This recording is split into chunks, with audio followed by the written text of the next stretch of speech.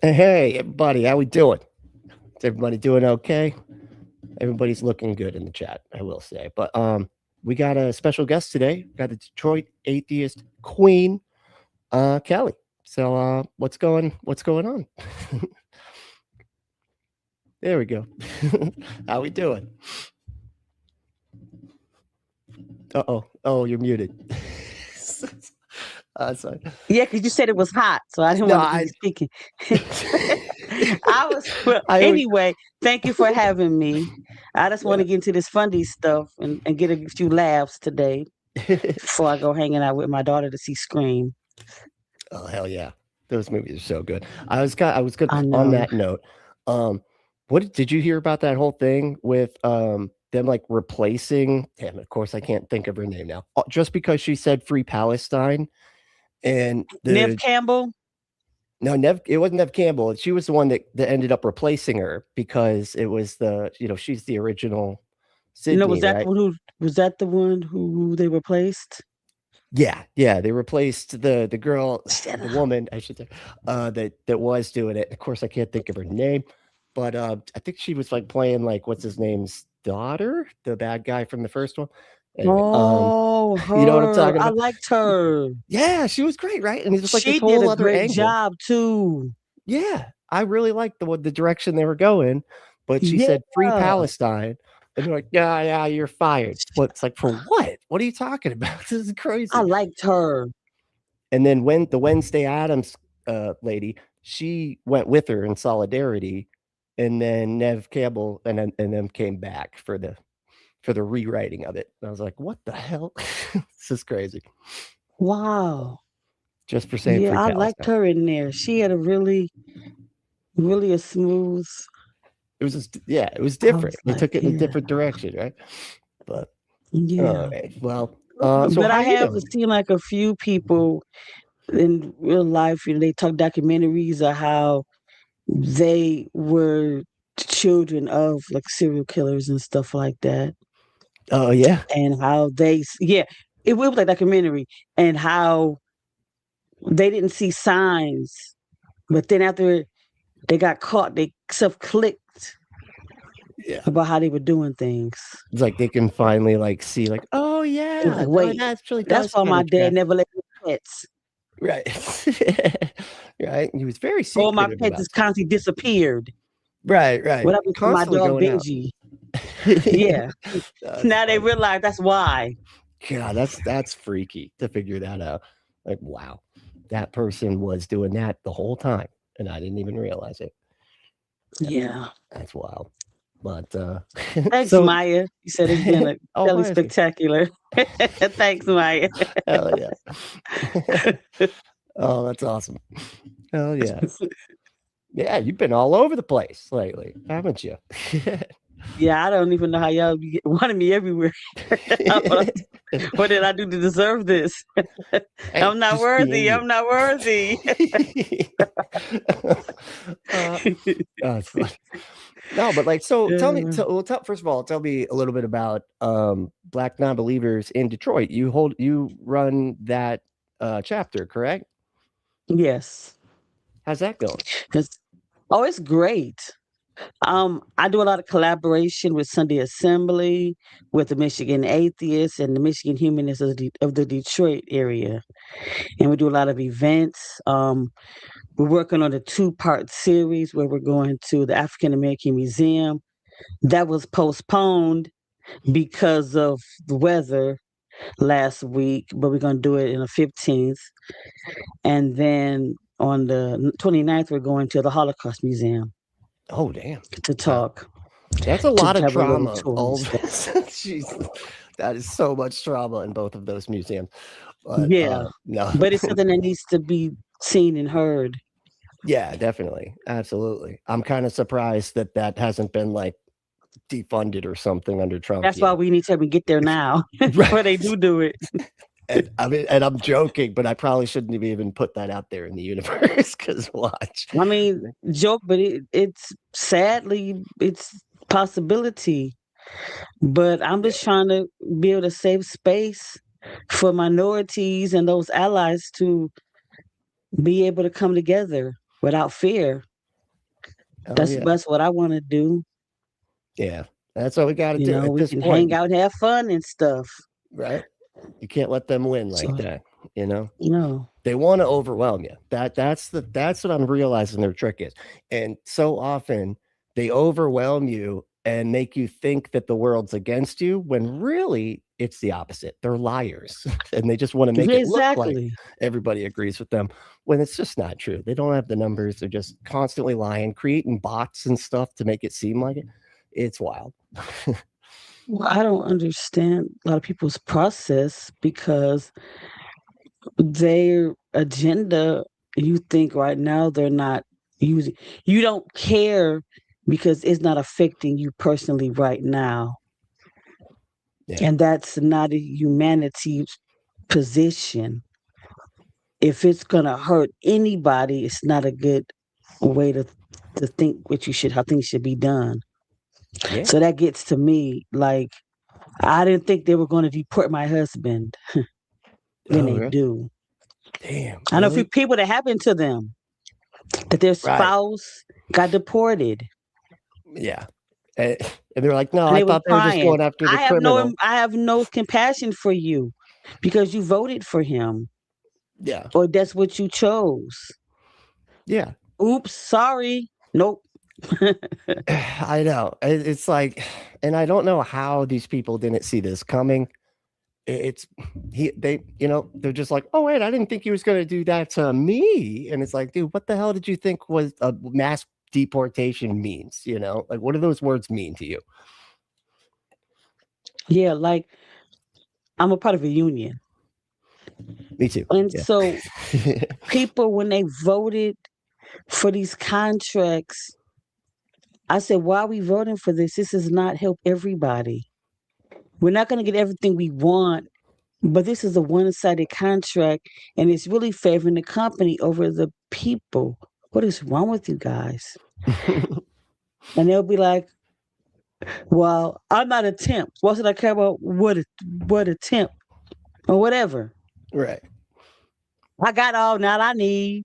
I'm about to retire anyway in 10 years. Right. You're like, then what? Then they mad about what's going on. Yeah. I told you. What is wrong with you? Like, right? Something that's small. Even with the local stuff, I tell people, they want to listen to me like I don't know nothing. I've been researching this for a long time. I see how stuff goes to play. Then they want to come to me saying I was right. Oh, really? I was? Wow. I mean, at least they told you were right afterwards, I guess. But yeah, I guess so. I guess that was one. I guess that was about the thing. Yeah, it's the silver lining, I guess. Yeah, but the damage is done already, though. Like, we got 3 more years with this 2, 3, whatever the hell it is. I don't know how we can handle that. Somebody's going to have to invoke the 25th. We need to get our community together. Math Pick said it's a nice island right outside of Ireland. And we need to just do that. Get away from this. Hell yeah. I bet honestly, we should take back that other, like, Epstein's Island. Like, what are they doing with that island now? Like, I feel like we can just have it now, right? Now that they've we can just make it for a damn good. That's right. Yeah. Break it down into, and then create it in our bleach it real good. Bleach it.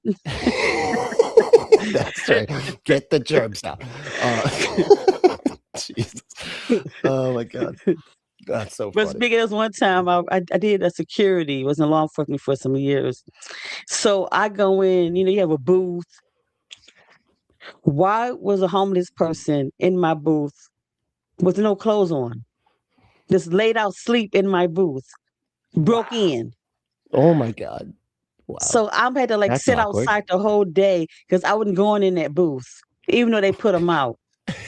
You're like, yeah, but you guys, can you clean literally everything? He was naked. Yeah, he was laying naked on the floor. Like, what is... Oh my God. Boy, my booth.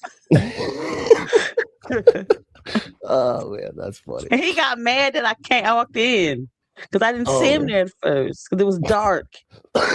He got mad at me. What are you waking me up for? What are you doing? Yeah, trying to sleep here. I had that happen one time, as I used to live right down the street from a homeless shelter.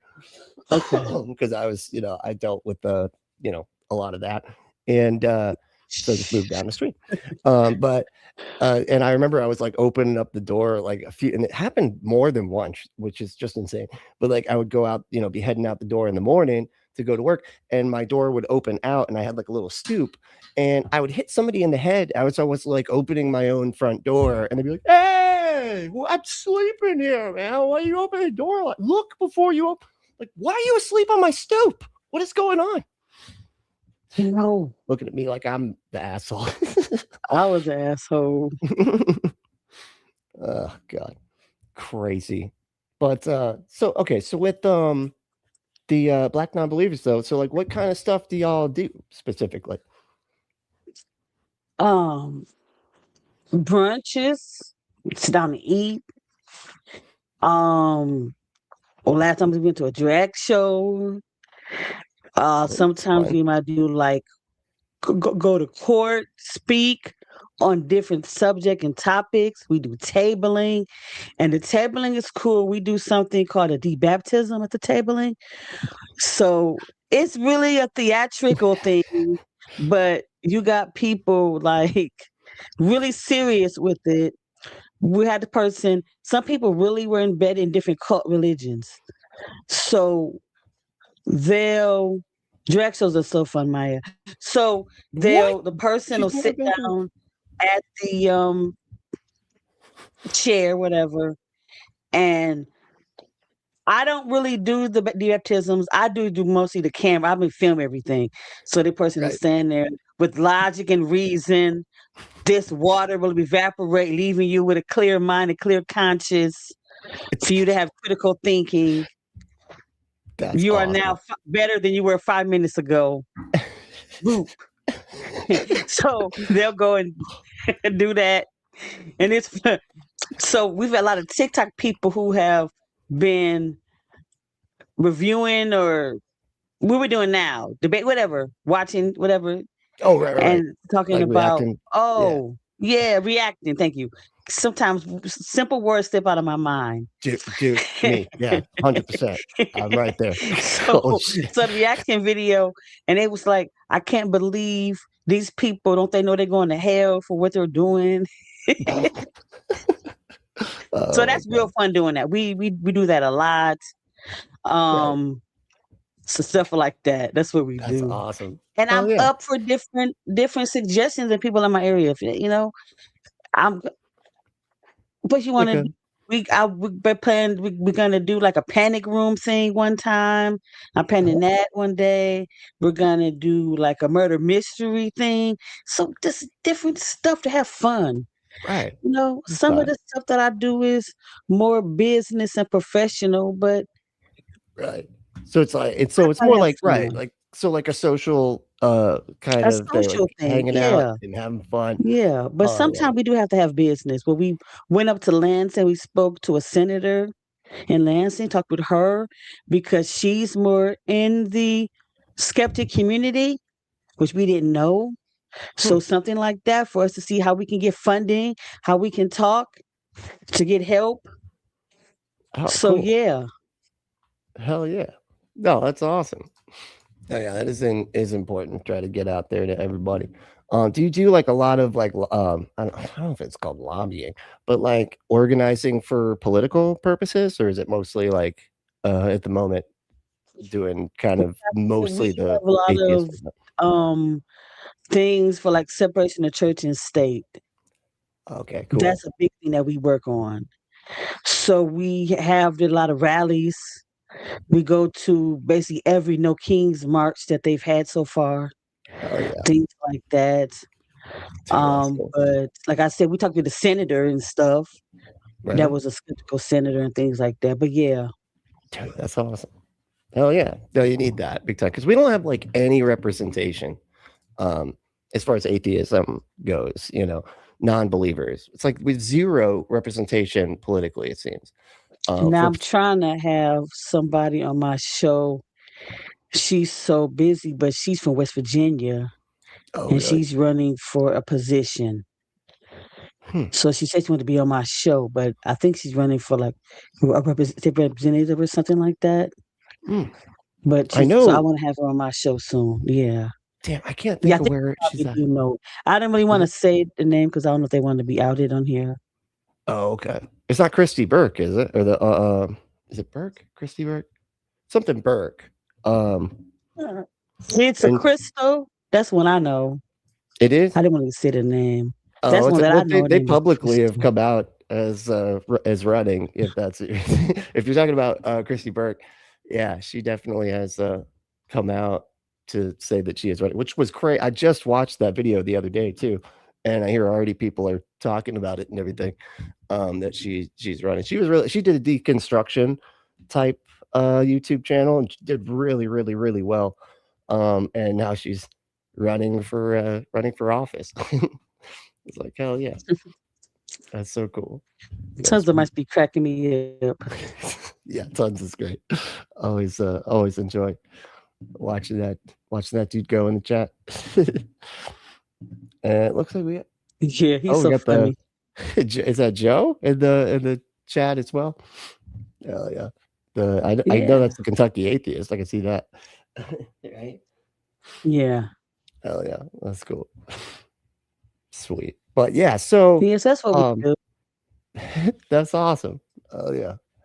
Yeah. I think the community is so important because half the time when you leave religion, that's like the first thing to go is you just feel so isolated and you got no one to talk to about it because everybody that you talk to about it is either just was already in your group or just doesn't understand at all. And they're just kind of looking at you like, okay, you're just not a Christian anymore. Why are you making it weird? But like, they just don't get it, a lot of times. But, or you're talking to other people that are in the cult and they get mad at you. But did you have a deconstruction experience like that? Or? Well, my deconstruction story, say one thing that really gets me about a lot of people that came to be Christians. They don't go to church, they don't do nothing, and they just live their life. But then they want to talk about you who actually admit they don't believe in God. Oh, right. So that's what gets me. I was that same way for a long time. I just didn't go. Right. Just went into it, but you get mad at people for not believing in God. Is that what you're saying? Like, Yeah, my mom you don't was the do same way. anything. But... Yeah, went to church in 3 years, and you talk about me because I'm an atheist. What the hell? Isn't it worse? According to Paul, if you're being lukewarm, it's worse. Right? You gotta be either hot or cold. Right. You're gonna lukewarm. Get spit. What are you? You're gonna get vomited if you don't. Weirdest threat ever, by the way, being vomited. Just because you go to church on Easter, that means you're just holier than thou. Right. Yeah. It's funny because it's like I with people like that, I almost wonder if the reason that they get mad the most is because they can see that they're not doing the thing that they think they're supposed to be doing, and so it ends up being like this projection, where they're like really mad that you're saying you're not a Christian because they are a Christian, but they're not doing anything. So then they feel guilty, and then they put that guilt on you. You know what I mean? And they start like, I'm spiritual. Yeah, what's that? Yeah. I don't know. I always feel like I have to ask that.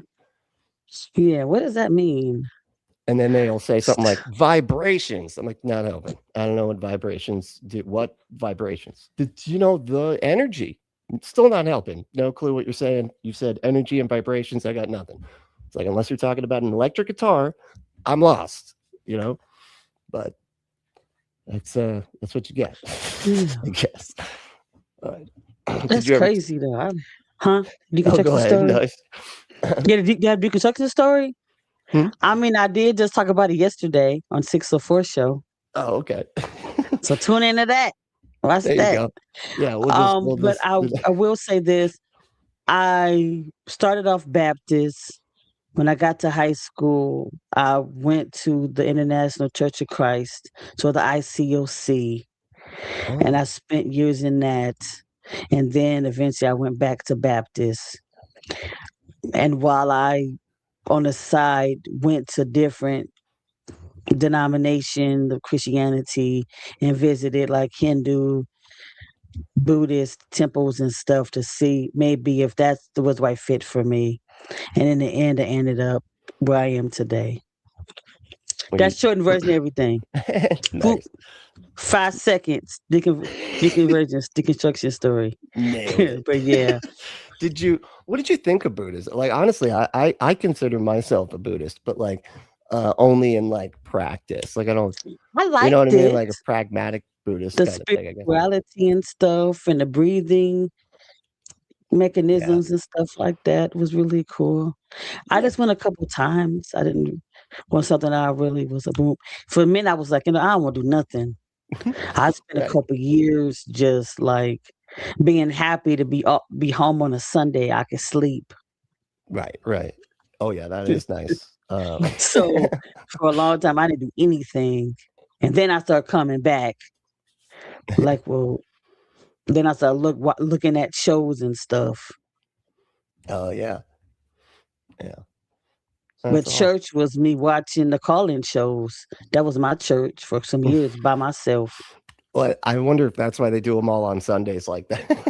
It's like you have your they all on Sundays because it was Friendly Atheist. He did one where he read the Bible from Genesis to Revelations. So that's what I watched. Right. It's like atheist Bible study kind of. Yeah, that's what I used to watch. That Bible study. That is awesome. Yeah, I enjoyed a lot of his stuff. He was super helpful. When I went on Holy Spirits, and I was like having to like try to figure out. I was doing the talking donkey story, and I realized as I was going into it, it's like, okay, I'm gonna have to like drunkly say this story, and then I was like, I can't soberly say this story. I don't know why I chose but then I went and watched his breakdown of it in the Atheist Bible study, and I was like, oh, okay, I got it now. It just, you forget. Yeah, it was real helpful for me too. Right. Yeah, I was like, oh, super cool. Okay. I want to go and do like some Ethiopian or Nigerian goddess stories. Something nobody really heard about. That's what I want to pinpoint on. Right. I've read a few of them here and there, but I want to like really get into it so I can tell when I go on, I can tell my story through that. Right. Because nobody knows those stories. No, you don't. I know a lot of those, and a lot of those religions, if I'm not mistaken, are like even older than Christianity and stuff. It's like far predates it. I don't know who Gretchen is, but she said Joel Reed's Bible is great too. Yeah, I gotta see that. I never heard of. Oh, Joel. Yeah, I don't know about. Joel reads the Bible. It's great, huh? I've never heard of that one either. Neither. I gotta see about that one. Hell yeah, yeah. I actually really do enjoy atheist type Bible study stuff. Kip Davis is always great. Oh yeah, I love him. Yeah, he's awesome. And just a wealth of knowledge on that shit. Super cool. I've had him on my show. I gotta get Josh Bowen on my show now. Right. Oh yeah, Josh is great as well. Probably only dude that could pull off like a bow tie. And still look kick ass. He was cool. He read him in bow ties. Bow tie Bible, yeah, that's right. Hell yeah. Well, here, check this. So this was super random too. So if it gets weird, we'll turn it off. But there was this video. Apparently, they're still trying to do this TPUSA stuff, and having the people at the tables with the bed sheet on the table. That's a bed sheet, right? I feel like anyway. This is weird. And so then they interview, I guess, like have people ask them questions, and then they, lie back at them and pretend like they're saying things that aren't, obvious lies. But let's see. You need Jesus. Prove me wrong. At go fuck or GCU. I thought it was GFU. I was like, oh, go fuck yourself. But Church Podcasts season 2. Have you watched any of these type of things? These like change my mind sort of conversations? And a lot of them be from watching you. Nice. Yeah. I like messing with these sometimes. They're just funny. And kind of like what's going to come out from it. You know what I mean? Because they're outside talking to random people. So there's always that like possibility of something different happening. And we're not just having the same conversation over and over again. But so yeah, let's take a look. And again, I picked this while we were talking prior to the show. So okay. I have not watched so like any about of this. 5 minutes ago. Yeah, 5 minutes ago when it popped up, because I was going to talk about one thing and I was like, I don't know if I want to talk about that. I was going to talk about that Doug Wilson guy. Have you seen that dude? I might have, but I don't know the name right now. I see stuff, but I don't remember people's names too much. Right, I know. And Doug Wilson, irrelevant people. white guy. I know your name because you're relevant. Right. No, he's just this really racist Christian nationalist piece of shit that Pete Hegseth just invited to the I don't even know what I guess the prayer breakfast or something. Okay. But yeah, that's Pete Hegseth's pastor, I guess. He's the worst. And that's why I was like, I don't even know if I want to deal with this. It's just like a lot. I've actually led prayer and prayer breakfast before. Shh, nobody. What? Oh no. Yes. Well, I gotta get out. left. Sorry. No. I gotta leave now. I've done prayer and different prayer breakfasts before. Yes, maybe it would be awesome if you could do it again as an atheist this time. Be like, hey, you guys, you gotta let us come. That's the Constitution. Right? But we have to have an atheist type prayer though. Oh yeah. Pray with logic and reason. That's right. Interview. In the name Get of rid logic. of that biblical bullshit out. Right. Oh, that would be funny. They would just get mad though, I guarantee it. Yeah, I know. That'd be funny. All right, let's see how this goes. So I'm like, Mono, that's they don't ask, but they'll never ask me to pray at the holiday prayer anymore. They did, but now they don't do it anymore. Oh, you broke you broke them of that, huh? No prayer for Kelly. Because I'm not gonna say God one time in my prayer. Oh, really? That's awesome. So you're just like praying to yourself? Is that what you're? No, for the food, for the people, the hands cooking the food and stuff, thanking everybody. But I'm not gonna praise a God that's not there. Right. Oh, that makes sense. Yeah. Just do it in prayer form. I'm not saying do nothing bad. Right. I just don't put God in it or Jesus in it. Okay. Yeah, I think the workers I think the farmers for growing the food, that's the prayer I pray. Right. Just properly being thankful. I get it. Yeah, being thankful. Yeah. Oh yeah. That's too funny. All right, here we go. Let's see how this goes. A verse a day. Do you believe that salvation is by grace through faith? Do you think that you have to take anything, whether it be, a verse a day, a church attendance, you have to give so much money? Is there anything that you can do to add to your salvation? No, there isn't. Is there anything you can do to take away from the work that Jesus did on the cross? No. Okay, so both these people are Christian. I don't know what we're doing. I don't even know why they're doing this. It wasn't like he's a Middle Eastern person or some, Hindu or something as well. Right. Yeah. It's like they just get up there and they're like, are you a Christian like as hard as I am though? Like, I think that's what he's trying to get out of him. No, there isn't. Is like, do you think you can do anything to give yourself salvation or whatever? When he's like, no, it's through grace, not by faith, lest any man should boast. Whoa, and then we're like, yeah, there's no disagreement going on here at all. It seems. Well, he's agreeing with him. So what the hell?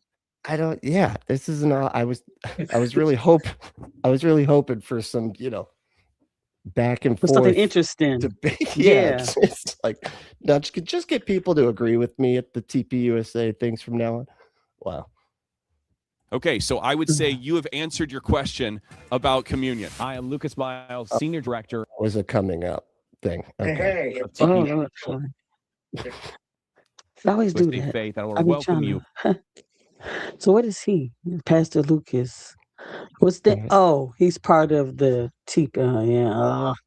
Senior Director and everything of TPSA.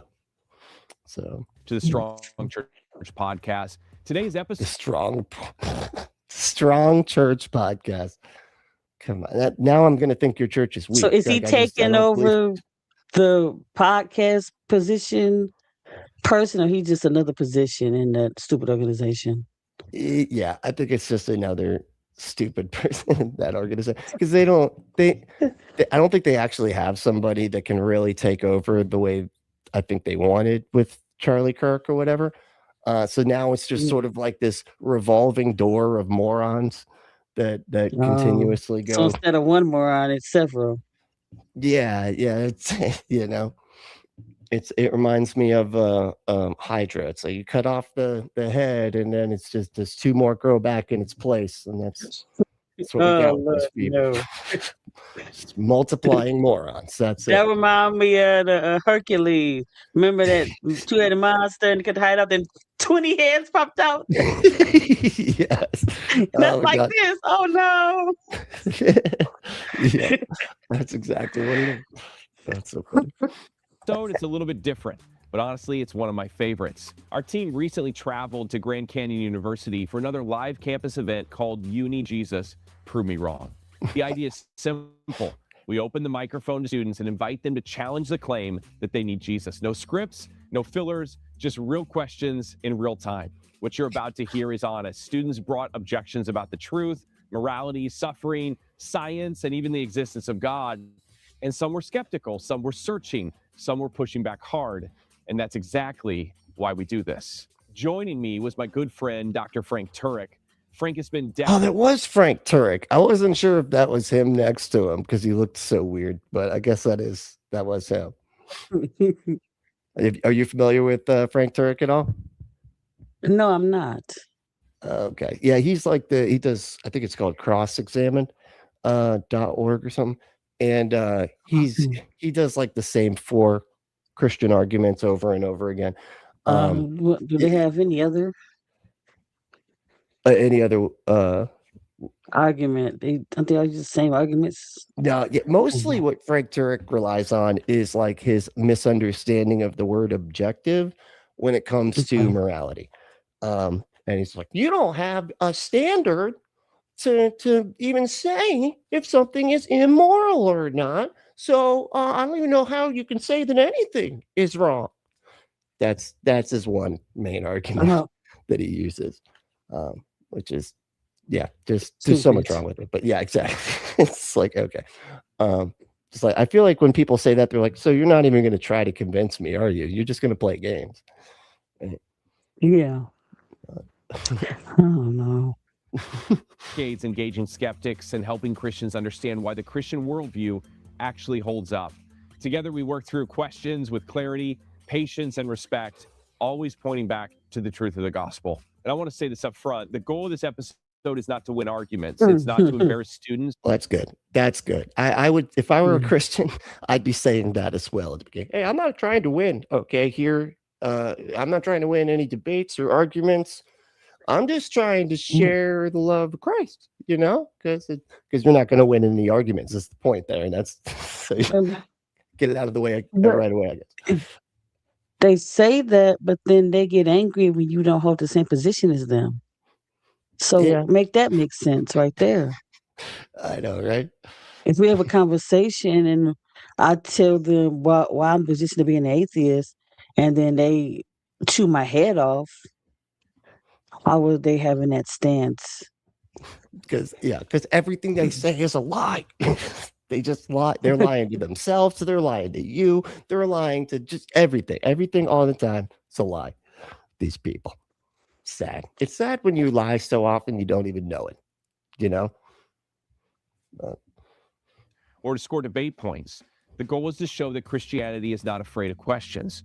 Truth welcomes scrutiny, and Jesus invites honest seekers. As you listen, my prayer is that you'll hear both conviction and compassion, that you'll be encouraged to engage the people around you with confidence and grace, and that you'll be reminded that this next generation is asking big... Look at this one too. I don't know if you could see this. It says, woke if Jesus. Your God was real, he would already know what's going to cause me to believe in him.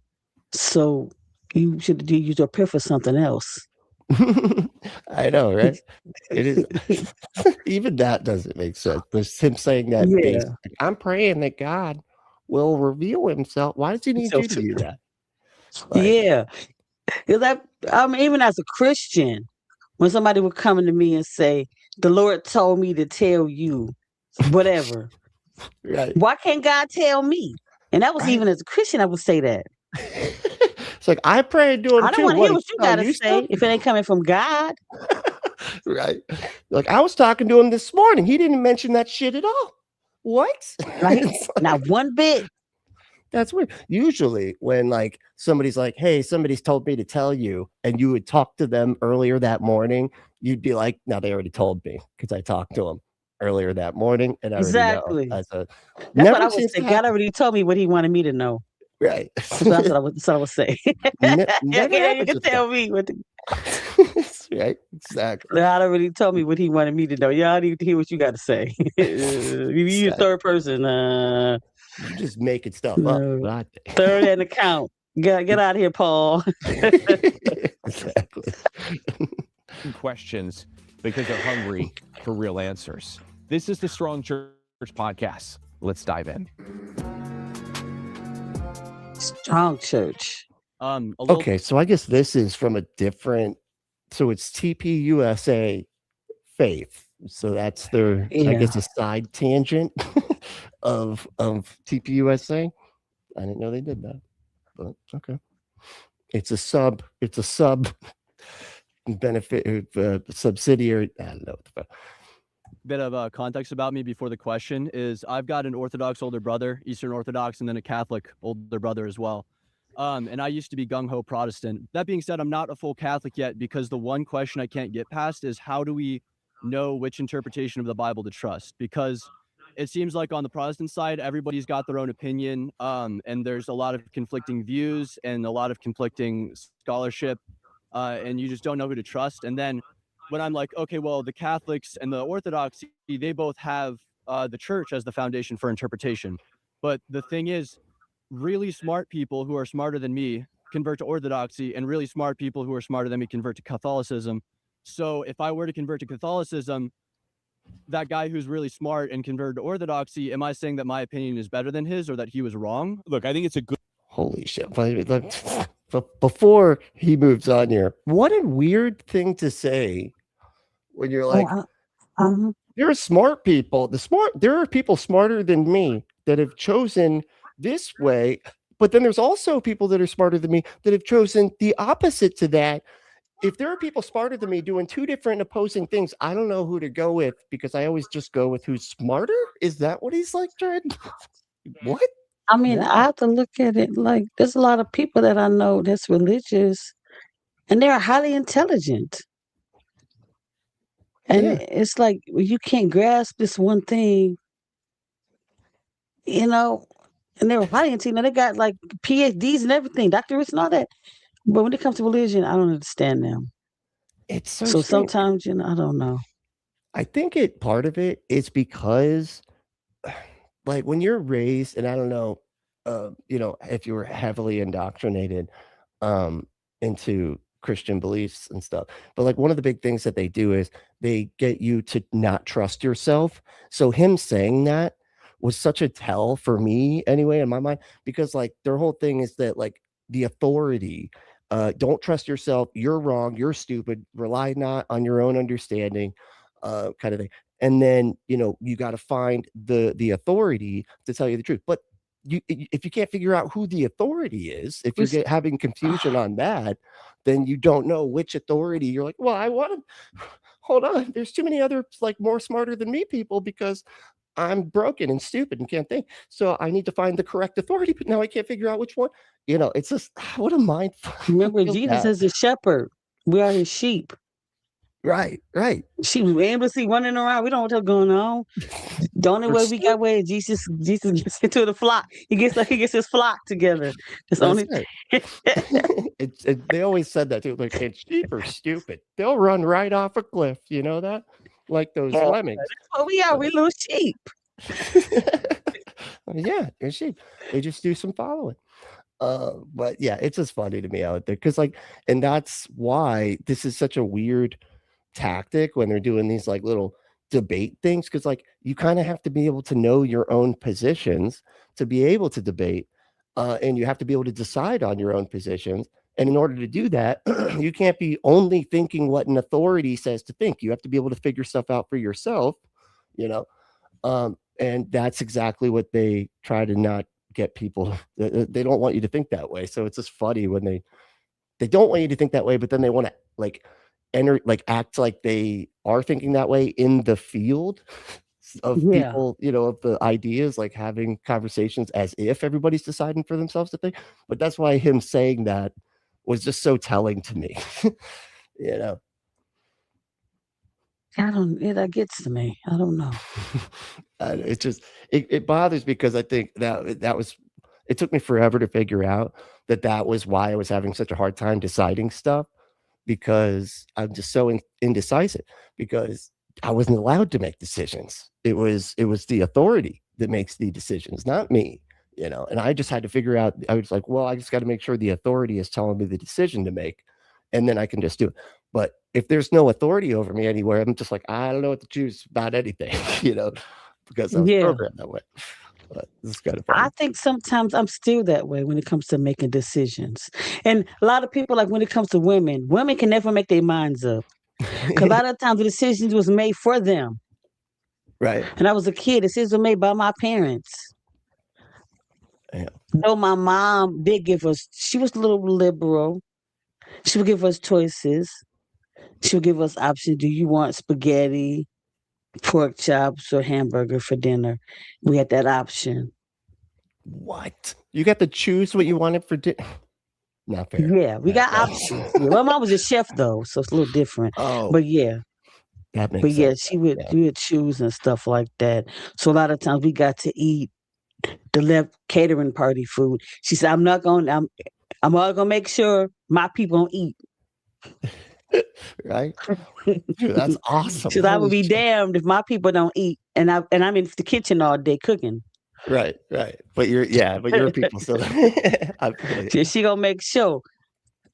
Because I went to one catering and they said we had to pay extra if we wanted the staff to. Did we want to have the staff to eat? I said, I'm not used to that. It's like, why the hell they can't get no food?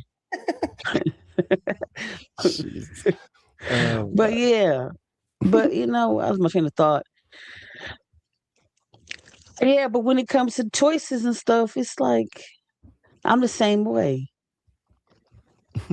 And I'll be like, am I gonna make the worst?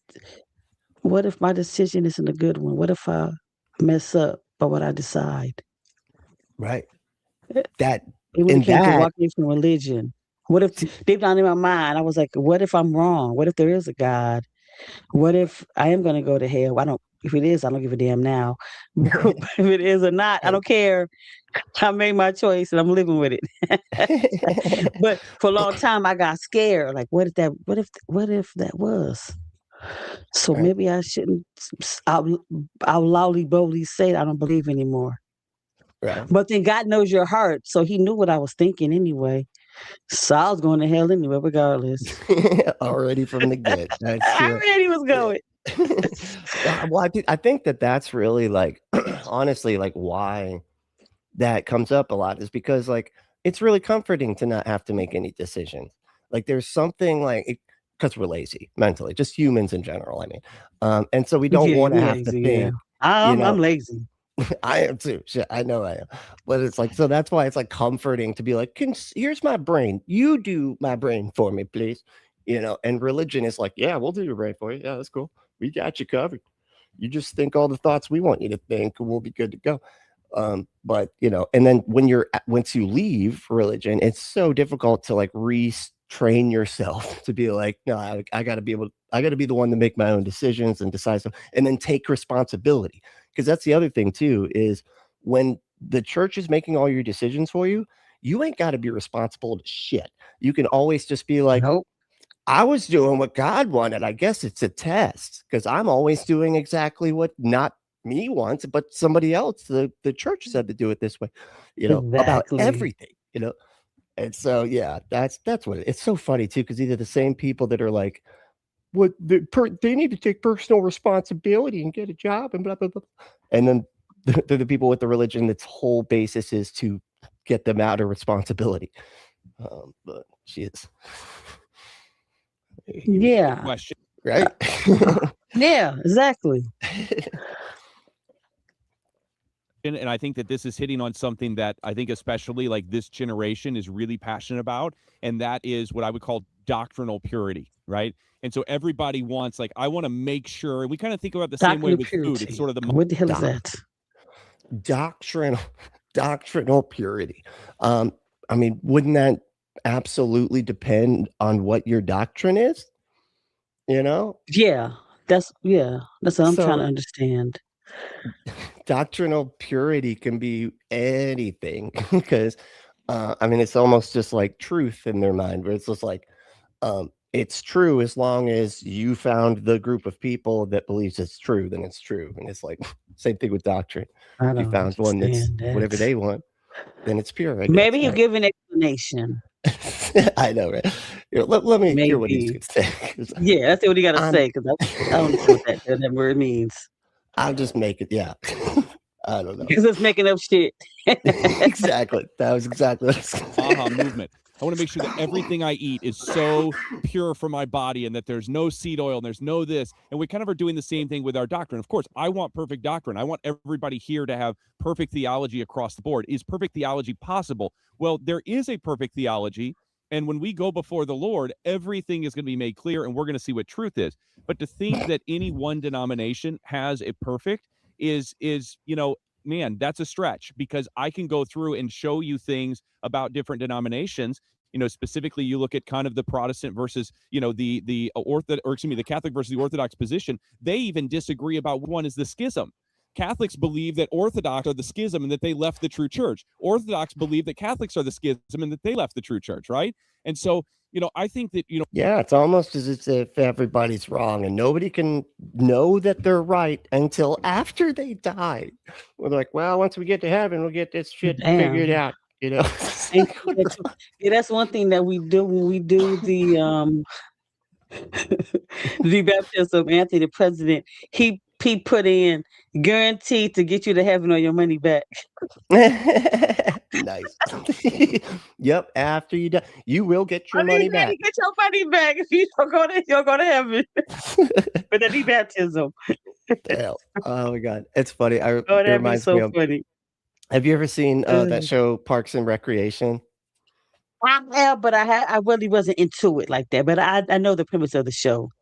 Oh, okay. There was this one. It was funny. There was like a death cult, and they always got the park at one point, and they would like do their little death cult. And they're like, "Hey, it's the end of the world. Is this day? So we're all gonna do an event at the park because the very next day is the end of the world."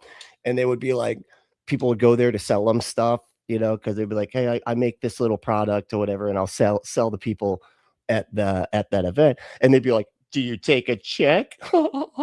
Oh, yeah. 'Cause the world was going to end in their mind the next day, so they're like writing bad checks in their mind. This is funny. That's what that reminds me of. Wasn't it 2012 when but it was supposed to end like year 2, but 2012 that was the big one. Yeah, that the man spent all his money. I think it was 2012, 2013, but lost all his money believing it was doomsday. But I remember I got interviewed by some this religious.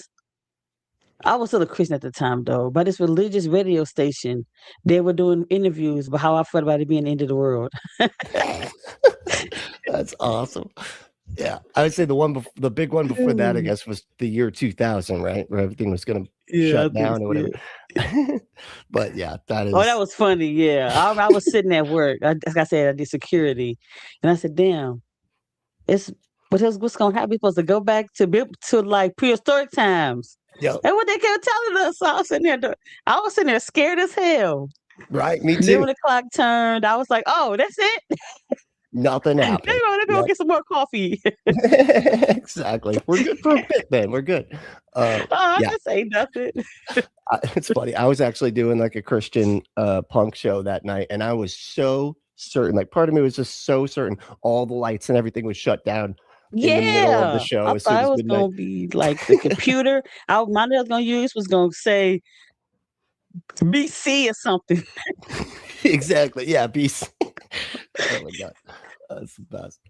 Yeah, there was actually a really great movie that came out fairly recently called Y2K about like if it actually did have some crazy world-ending thing, and of course it's like the computers all come alive and stuff, and every little mechanical thing comes to life trying to get all the human. It's hilarious, but and it was from the 90s and everything. It was great.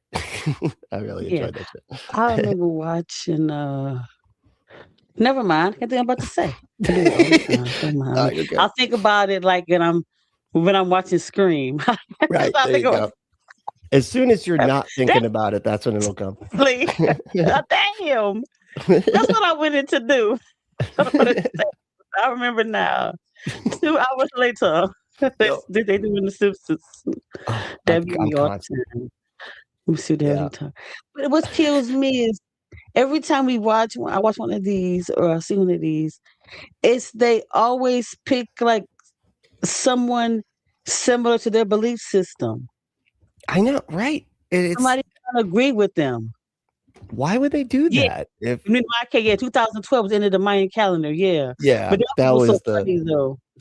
Like the world was going to end. But yeah, that's what gets me. Right. Like even if you're a Catholic and I'm a Baptist, we still are Christians.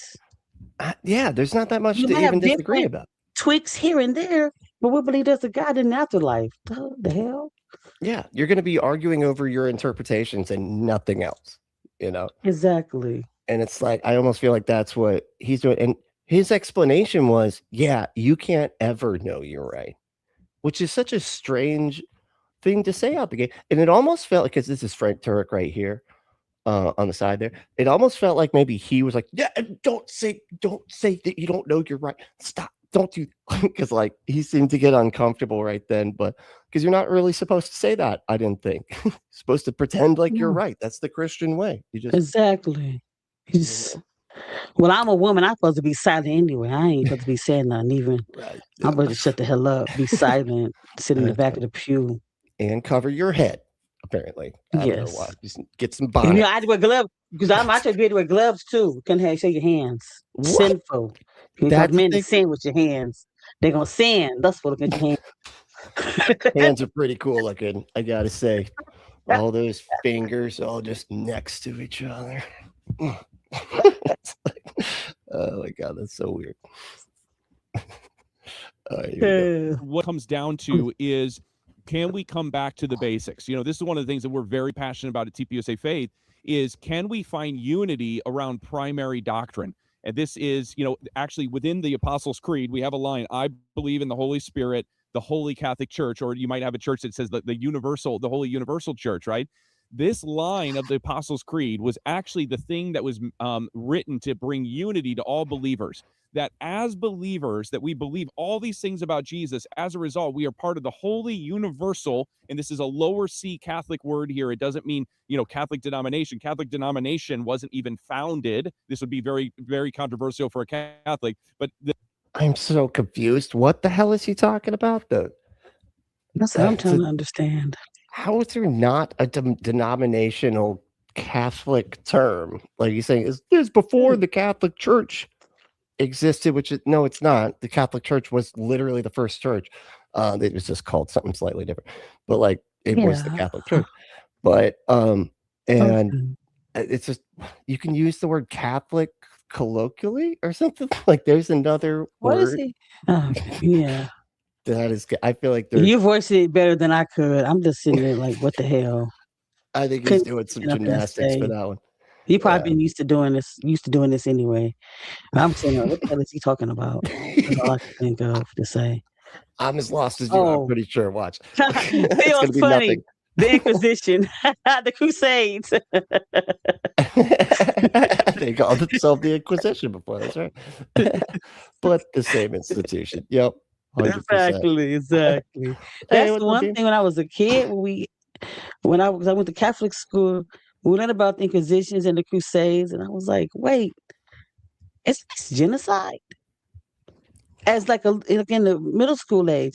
And it was like, well, that's how we had to bring people to God. So that's the how.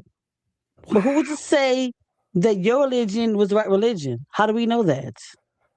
We got them to Jesus. That's going to give you a Why is that? Right. You're gonna have That was like a my sunk thought process cost. even of as a stuff. kid. Why did I stay with that? Why did I stay religious all these years after? I have no idea. Right, that is crazy. Because like I feel like once you've like unalived a few people, you got to be like, well, it better be true now. I'm just gonna decide that I could not possibly be right. I've been unaliving people for this belief. It's got to be true. I will not ever decide that it's anything other than true, because then I'm gonna have to take responsibility for those But God unalivings is that I loving. did. Jesus. God is loving, but he's telling his people to kill people for them to follow him, to worship him. The way, That don't make yeah, no sense to me. the way they'll redefine the word love is bizarre to me, you know? It's like that couldn't possibly be what the word love means. Like what the hell? That word's hate, man. That's what that word is. Like, Jesus. Here we go. The I know Catholic what Church, the way What's up? I was knocking myself out for me not going deeper and leaving it religion crap away sooner. Right. I know. It's I thought it hard was to just certain people that was crazy. It's the whole thing is crazy. the whole mess. Yeah. It The really whole is. mess is messed up. Right. Not just a certain particular people. Right. That's all I wanted to say. I feel I always got to remind myself that like I couldn't have known what I didn't know until I knew what I did. Because you will sit there and judge your past self based on what you know now. Yeah. You know what I mean? And be so mean to your past self. You're like, dude, you didn't know. How are you supposed to know this stuff? You know? Because like I said yesterday, quick thing, what got me, I was watched Penn and Teller bullshit. That's what got me clicking in my head. And the Really? story that they did the magic act was the Passover. And it wasn't, I didn't hear that story more than once. But why at that time of day did it click in my head that this is some crazy crap? I don't know what made it happen that it clicked in my head. Like, what the hell am I watching? Because I fell asleep and I woke up to it. Oh, yeah. And then all of a sudden, everything I started watching after that episode was atheist themed. How the hell? I never watched anything atheist in my life before. But why was all these shows popping up? I don't know. But seeing the same story told at that one time clicked in my head that Passover is a sick story. Yeah, a little bit. What? Yeah. I mean, Little unaliving children, that's pretty much firstborn babies. What the hell do babies do? Even if it was like my son, the oldest born for me. Right. He in his 20s, well, almost 30. That's still something to me. Like, damn, what'd he do? Right. Yeah. And just every single person. 50, like my mom's son, 50, probably 50 years old. Same thing. Like, what the hell? That's crazy. And yeah, you just don't think of it back then because you're just like, well, I guess they're all evil in Egypt. They're all evil, yeah. Well, what the baby do to be evil? Right. Yeah. How could you have evil baby? They're just there, you know? That's it. You're right. That is insane. Yeah, we said very hard not to be too hard on yourself. Sometimes it's kind of hard though. It is. Yeah. We're good. I mean, that's almost why I think they utilize shame so much when they're spreading religion, because it's something that all of us have a tendency to mess with us, you know. Yeah. That shame gets with you. Feeling guilty about stuff you have no control over. Right. Yeah. And it's like our brains just do, because that's our brains do what they do, which is just, you know, produce thoughts. And sometimes those thoughts are, hey, why did you do this, that, and the other thing? And you're like, you should feel bad for not doing this, that, and the, or doing this, that, and the other thing. But it's like, that's gone, man. Can't do nothing about that. It's too late now. We know it today was not even in existence at the time the Apostles' Creed, under its original form called the Old Roman Creed, was written and penned. And so this idea that we are to be unified as believers, and this is more important than having some sort of denominational stamp on there. I think the chase for denominational purity is a fool's errand. And I think that we have to come back to the foundational points of Scripture, find a church that's Bible believing, that is safe for your family, that you're growing in your relationship with the Lord in, and you know, you like the worship style, you trust the pastor, you're seeing good fiscal responsibility in the ministry, that those things are way more important to me than what seeing good fiscal hold on, Fiscal. what What do you say? responsibility? Said something about fiscal responsibility. That's not usually the first thing that I'm checking for. The church is like, oh no, but are you guys responsible with your money? That's what I want to know. Let me see the checkbook. I'm like, what? I'm trying to. How many useless purchases did you make this month, church? What do you think you're doing? Weird. growing in your relationship with the Lord in, and you know, you like the worship style, you trust the pastor, you're seeing good fiscal responsibility in the ministry, that those things are way more important to me than what the denominational name on it. I think we're moving into a post-denominational age where the body of Christ is uniting across denominational lines, and I think these battles are going to become less and less important. Let me mention one other thing, Dean, that conservative Catholics and conservative Protestants have more in common with one another than conservative Protestants have with liberal Protestants. In other words, the issue is more conservative, theological conservative versus theological liberal than it is between Protestants and Catholics, although there's significant differences there. If you have conservative Protestants and conservative Catholics getting together, they're going to agree on this Apostles' Creed that Lucas just mentioned here, okay? But a liberal Protestant and a liberal Catholic aren't going to agree on any of that. They're not going to agree with the essentials because their authority in many cases is themselves. Whereas conservatives will say the authority is God, the authority is the revelation, the authority is not whatever we want it to be. But oh my God. So as long as they don't believe the same thing that Frank Turek believes, then they're looking to themselves as an authority. Even though he's talking about Christians here that would absolutely be like believing at least that the authority is God. They just believe God wouldn't, I don't know, send gay people to hell or whatever the hell. Oh, oh no. Love that emoji. That's pretty cool. It's like that's the atheist queen. Yep, black. You know, it's the Detroit atheist queen. That's pretty cool. I like it. And we'll keep going with that. The authority is your interpretation of the Bible, because he believes. What is it? Yeah, it's the Bible, but oh hey, there you go. What's up? Had to plug my computer back in a little bit. It was getting low. Sorry. Oh okay. No. Oh, I feel you. I've been there. Done exactly that before. All right. Yeah, no problem. Damn, what was he just saying? I missed it. Hold on, let me go back. Conservatives will say the authority is God, the authority is the revelation, the authority is not whatever we want it to be. But the authority is your interpretation of the Bible, because the Bible has words in it. The Bible tells stories. The interpretations of those stories are what actually matters. That's where the truth actually is how you interpret the story. So I think it's not sufficient to say we can just read the Bible and know what to do. We can't. It's been proven time and time again with heresies after heresies. You can't just read the Bible and know what to do. You have to. So you're saying you're saying you can read the Bible and know what to do. You can't. You're saying you can. No, not enough. You're saying you can't. That it requires other like creeds and councils and history and those things to show you. It requires a higher authority that's also established by God that can interpret the Bibles, which is the church, ideally. Okay, but then you still got to interpret what the church says. I'm just playing a word game with you right now. But it's better. It's better if I'm able to read a verse. See how they play games like this? Like he won't even let them acknowledge that like what he's saying is accurate. If you have to interpret this stuff, then you can't just read the Bible and be like, there we go, I'm done. I got all the truth here, because obviously everybody interprets the Bible in so many different ways and they all disagree with each other. So clearly you can't just read the Bible and decide that you're right about it. Like he's saying you have to have some kind of a established order to help with the interpretation, but that's sort of the problem, right?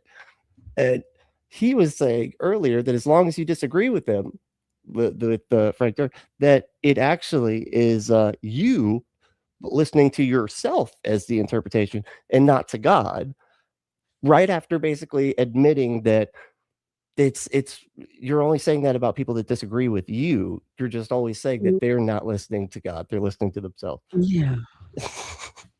My Yeah, God. a lot of times when I see stuff like this, back in my mind, I'm thinking, do they know each other and they just trying to do something for theatrics or something like that? Right. You know, that pops in my mind a lot of times. I don't know. I could see that because this guy, I'm just a little person Mr. from Detroit. The Jonas Brothers kid over here just looks staged. I don't know. There's something. The outfit's too matching. I don't buy it. Something's wrong here. Yeah. And be like, I want to know what the true interpretation of this verse is. Why do we need, other than what the Apostle Paul said, for example? Why do we need somebody to come in and say, well, here's what Paul meant? Why don't we just take what Paul meant? I think time is proven. How do we? Okay. Saying like, why do we need somebody to say what Paul meant? Why would we say just what Paul meant? We need the word of God. So we like I said earlier, that's where we're taking the middleman. Paul was the middleman. He wasn't the actual word of God. Right. Well, and then you also got the church as like your second middleman, really. And so you got to like have the church. Yeah. So you talk to God. So God talked to Paul, who talked to the pastor, and then talks to you. Exactly. Yeah. That shows you how important you are to God. Right. When he could just be telling everybody the same thing and we'd be good. Right, without talking to you directly. Right. Yeah. Saying the same thing. Exactly. And just being direct. We don't need all this. What the hell? And again, with heresies, with different denominations, that it's not sufficient to just have the Bible. We will have come to disagreements. What you're assuming that people's motives are pure here, and they're trying to find the truth, when in fact it could be that the truth is in the scriptures, and we have to come to the scriptures using our best intellect and using as many resources as we can to try and understand what the scriptures say. Yeah. I'll use an example to kind of clarify. But he just kind of contradicted himself. He was basically saying that, like a second ago, that like you're saying that people come to this with pure intentions, and basically he was saying that because that gives him like an out. Anybody that doesn't agree with me, they are not reading the Bible with pure intentions. They're trying to put themselves in there. It sounded like that's where he was going. Yeah. Because that's all they got. That's the only game in town they can have, because there's so many different interpretations of this shit and no measuring stick to be able to demonstrate who is more correct than anybody else. Yeah, that's the one thing they talk about us, like with somewhere like the evolution and stuff like that, and how we don't know. But a lot of their arguments, they don't know either. They make stuff up as they go along. Right. Yeah. They know way less than what we know about evolution. It's like evolution is like demonstrative science. Like you can look at the tests and everything. And yet and also keep in mind, like no scientist is like staking their entire life. They're like, I will live my life in accordance to this science, evolution, science. Yeah. Nobody's doing that. They're just like, okay, if they got it wrong, they just update, whatever the science is, just do better science so that it's a better, so we're more accurate or whatever. They don't even have anything like that on their side as far as the interpreting the Bible goes.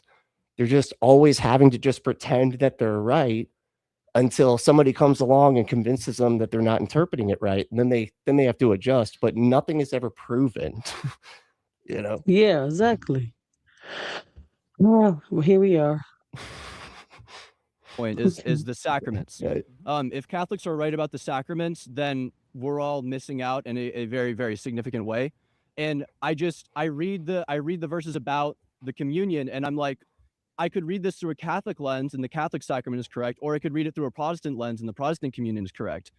There's even a verse in there where Paul says that you should not take communion if you are, I think, defiled or some other word like that, or else you will drink condemnation on your in an unworthy manner. You will drink flames down onto your soul. That's all like, what? What did you just say? That's right. I remember like Pastor being so serious, like, seriously, don't you dare go and get that cracker in that little way too little juice to do anything. Don't you dare even go to get that if you're not being serious, because you will just go straight to hell. You'll go straight. Yeah, that was like, do not, if your heart is not right, do not take communion. That was a big one. I know people that I would pass I used to set up communion for my church when I was in ICOC. So I would go down the thing and pass the thing down. Some people would just bring it to the next person. They would not keep partaking it. Wow. Because they knew their heart was not right. And everybody's looking. They're like, oh, what are they doing? Probably masturbated this morning in the shower or something. I don't know. Yeah, exactly. Probably what it is. Because I found out that every time that you do, an angel dies. I found that out recently. Oh, God. Sorry. Yeah. I kidded you this morning. It's out here unaliving angels, you know? Unaliving angels. Sorry.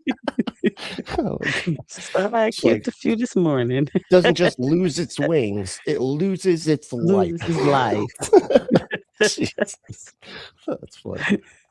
Unworthy manner, and Protestants completely disregard that verse. You never hear them bring that up, and so obviously that's not true. We brought that up. I mean, were you a Protestant, Kelly? Well, I guess I was Baptist, right? And then I went to Catholic school. Oh, I don't know. It was just religious. I had a different, growing up. I was a mutt. I feel like Baptist is definitely Protestant. More of a Protestant, yeah. Right. But yeah, if you went to Catholic school, so you got a little of both. That's interesting. Yeah. Because we were definitely Protestant. We definitely talked about that verse quite a bit. It's weird because I bet you this kid is being told that by a Catholic. They don't even read that verse. But he doesn't know. He's never talked to him. He is an altar boy. Right. And maybe if he just had never heard it. Yeah. Yes. Because he may be like 25 at the most. He looks young. He does look young. Yeah. Jonas Brothers' age or younger. Hey, Mikey. Hi. How are you, Mikey? Hey. No, I've heard many Protestants bring that up. I just did a 4-week series on communion talking about these very things. So I'm very happy. So the question again, okay, I thought this was a very, important point that you made is if Catholics are right about communion, then Protestants are missing out on receiving the grace of God. I believe if the Catholic position about communion is correct, then the position that Paul teaches on justification by grace through faith is incorrect. Right? Because what the position of, transubstantiation is that you have to take this to receive grace, that you have some sort of token that you have to take in order to receive grace. What the scripture teaches is that you receive grace, when you put your faith in, it's actually the grace of God that's available to you when you put your faith in Christ. It is by grace through faith that we receive, a new creation work in us, that we are made, whole, that we're saved. And that is the born again experience that we see described in Scripture. Within the Catholic theology that is being presented, it is grace and faith plus doing these things in this order or taking these additional things. When you look at all the different views, but see, this is what's so dumb about these. The way that they're interpreting it and everything is, they have Bible verses that say, it's through grace and not by saved through grace through faith or whatever. But there's also Bible verses that say you have to put action to your faith, that faith without works is dead. So you could go either direction with this sort of thing, right? Or just do both, and be like, what? I believe in both. Because there's no definitive answer. Yeah, but the Catholic also believes that the bread and the blood, the juice and the wine is actual body and blood of him. That is they actually weird. transform and it goes in you. It turns into human flesh. Do they taste that? They're like, that's why it tastes like pennies every time I eat. The fuck. Wow, what? Probably these are the worst crackers ever. They have the crackers, and then they also have the little wafer looking things with the cross on them. Right. The little crisscross thing. And Like, that's man, these are nasty. Just like cardboard or something. I'd rather have plain rice cakes. right. Oh God, I Rice cakes hated be those. kind of good now. All the flavors on them. No, right? Yeah, no, that's true. Right. The rice cake. Yeah, they actually did improve those quite a bit from when I was growing up. Yeah, but the original ones are. That's exactly what those things taste like. It's like styrofoam. Original rice cakes. It's edible styrofoam. That's Styrofoam. it. Tastes like styrofoam. Yeah, it's like 100% that's styrofoam. Yeah, the way that they're like doing the zombie thing and be like, turns into actual blood and guts in your mouth. And it's like, they don't hear how insane that sounds. I mean, pretending to do it is bad enough, but then you're going to sit there and be like, no, it is real. It's doing it. It's turning into human flesh in my Tommy mouth. says, and if that's Jesus' blood, dude must have been wasted. Remember, he changed water to wine. Nice. That was the first miracle. That's right. You were drinking So so yeah, much. all he had to do was just get some water, and that was wine. Somebody was so funny. Somebody was TikTok or some form of dating app or something, and so their name was Jesus. So he had on the Jesus outfit, and then they had a picture. One picture slide was him had water, the other side he had wine in his hand. Oh, nice. Oh, that was funny. I was dying. I swear just because of that. Right. Oh, it's so good. But it was Jesus, though.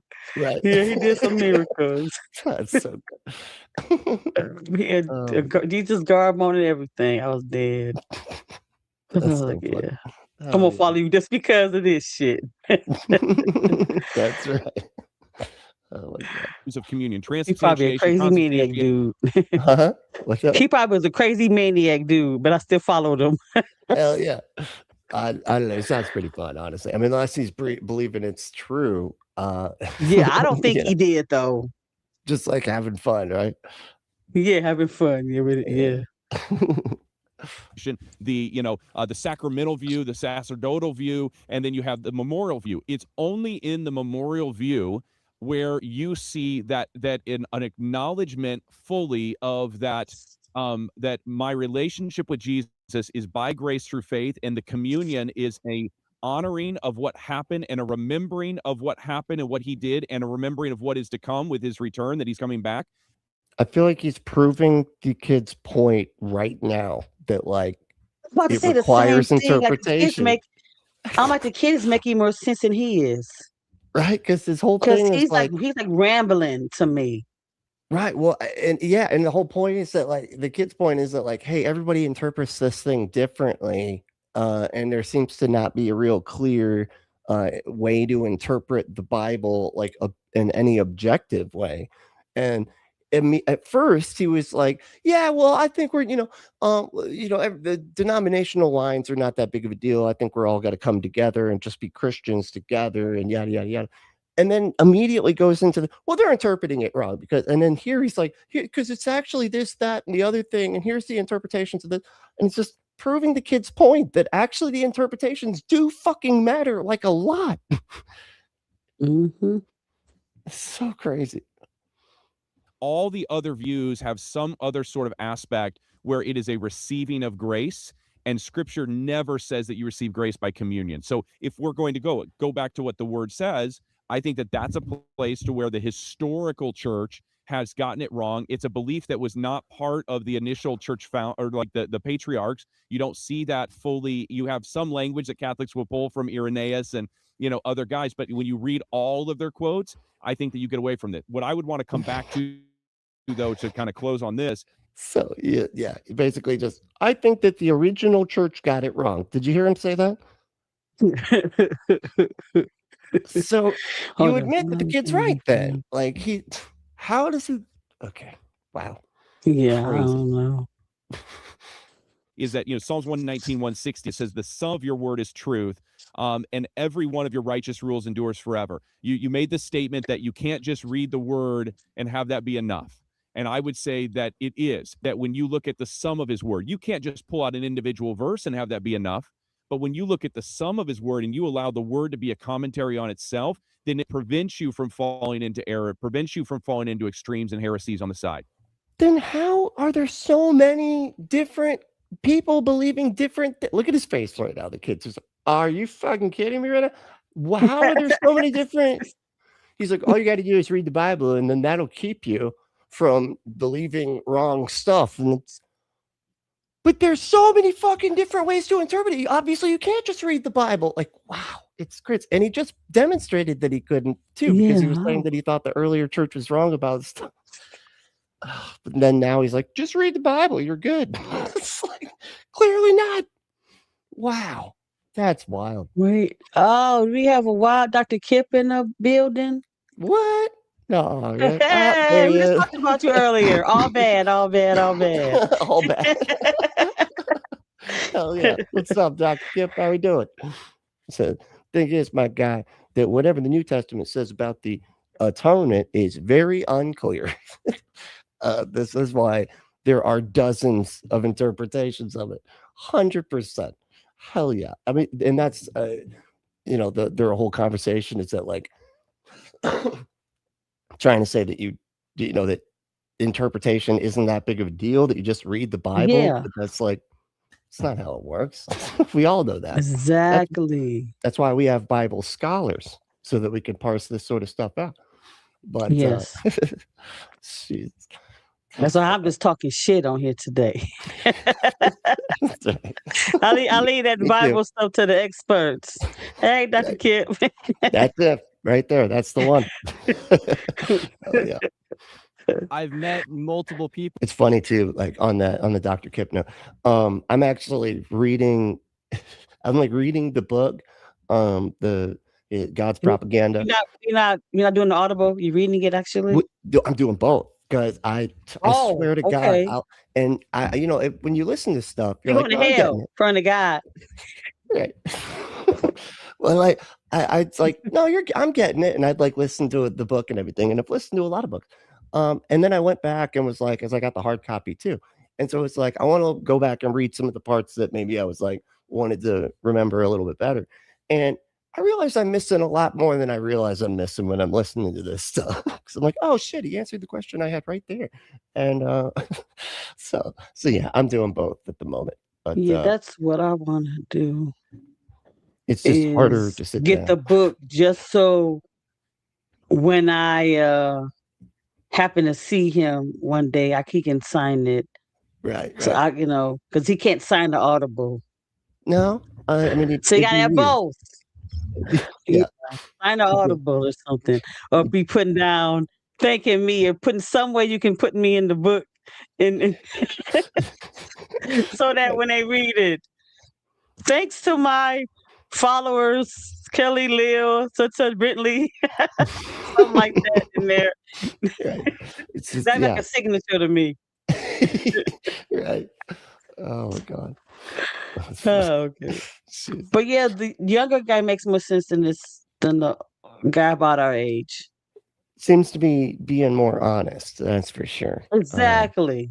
Like actually asking. None of them make sense all the way, but he makes more sense. I'll say that. Right, comparatively. Yeah. But I mean, I'll say this.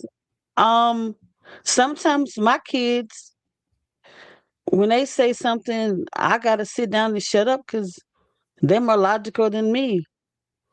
Oh yeah. They know more about a certain situation, a certain subject than I do. Oh shit. Hey, but one of my daughters has their master's and working their PhD. Well, that helps right there. That's the other daughter, she actually is a nurse. Well, was a nurse. She's a flight attendant now. So she knows more about the medical field than I do. Yeah, right? Yeah. Oh yeah. Oh. There you go. Yeah, I feel like, hey, information's information, no matter where it comes from. Yeah, exactly. Yeah. Some people, I think it's funny how people will get up in their head about that sort of thing and be like, no, you're wrong, just because it's somebody that's they deem below them. You know what I mean? How do you know you're only 20? How do you know? And I'm 50. Right. And it's like, that doesn't determine whether somebody's right or not. Like, If right is right, period. Like, it doesn't matter. But it's funny how we think like that a lot of times. So the book also has 25 pages of notes that were not included in the audiobook. It's funny that you said that too, because like the other thing that I thought was interesting that I completely missed was when I was going back and reading the book after. It was, you put the two chapter. Now I'm trying to think. I think it was Genesis. You put like the two chapters side by side. And it was like, here's this version, here's the other version, and you put them side by side, and it was like, here's, so you can read the whole thing. You can't really do that with an audiobook. You know what I mean? Well, you're going to read the whole thing and then be like, okay, now back to the top. Let's read the whole thing again. And it's like, so I really did appreciate going back and reading it, because you could see it side by side and see like the certain things that they left out. Now, Kip goes and tells you the stuff that they left out and everything and what they added into the other one and stuff. So, but I don't think the chapters were in the book or in the spoken one, but maybe I'm not remembering right. But, people who all have read the entire Bible, and Catholics especially. let's go back. Then it prevents you from falling into error. It prevents you from falling into extremes and heresies on the side. I've met multiple people who all have read the entire Bible, and Catholics especially. The Catholic Church is aware of every single word in the Bible. So I find it hard to believe that their view on communion could be disproved that easily by one verse, because obviously they're aware of that and have had some form of rebuttal. I could probably go home, look up a rebuttal of the point you just made, and be like, okay, well, now I don't know who's right. Do you believe that salvation is by grace through faith? Do you think that you have to take anything, whether it be, a verse a day, a church attendance, you have to give so much money? Is there anything that you can do to add to your salvation? No, there isn't. Is there anything you can do to take away from the work that Jesus did on the cross? No, there isn't. Okay, so I would say you have answered your question about communion. Yeah, it's that simple. Oh, look, he's like, boom, what? Oh, man. That's it. That's all you need. Jesus Christ. You don't think that maybe they have a response to that? Like, because maybe they're not saying, well, you don't have to do it, right? But it's just a way to put your faith into action like the Bible says. It doesn't take or give away anything or anything like that. But, the Bible does say to put your faith into action, and that's the type of action that we're talking about. It doesn't, you know what I mean? That's it. We're done. Now we're back to being completely even as far as like who's right now because of that. It's so easy to mess with this stuff.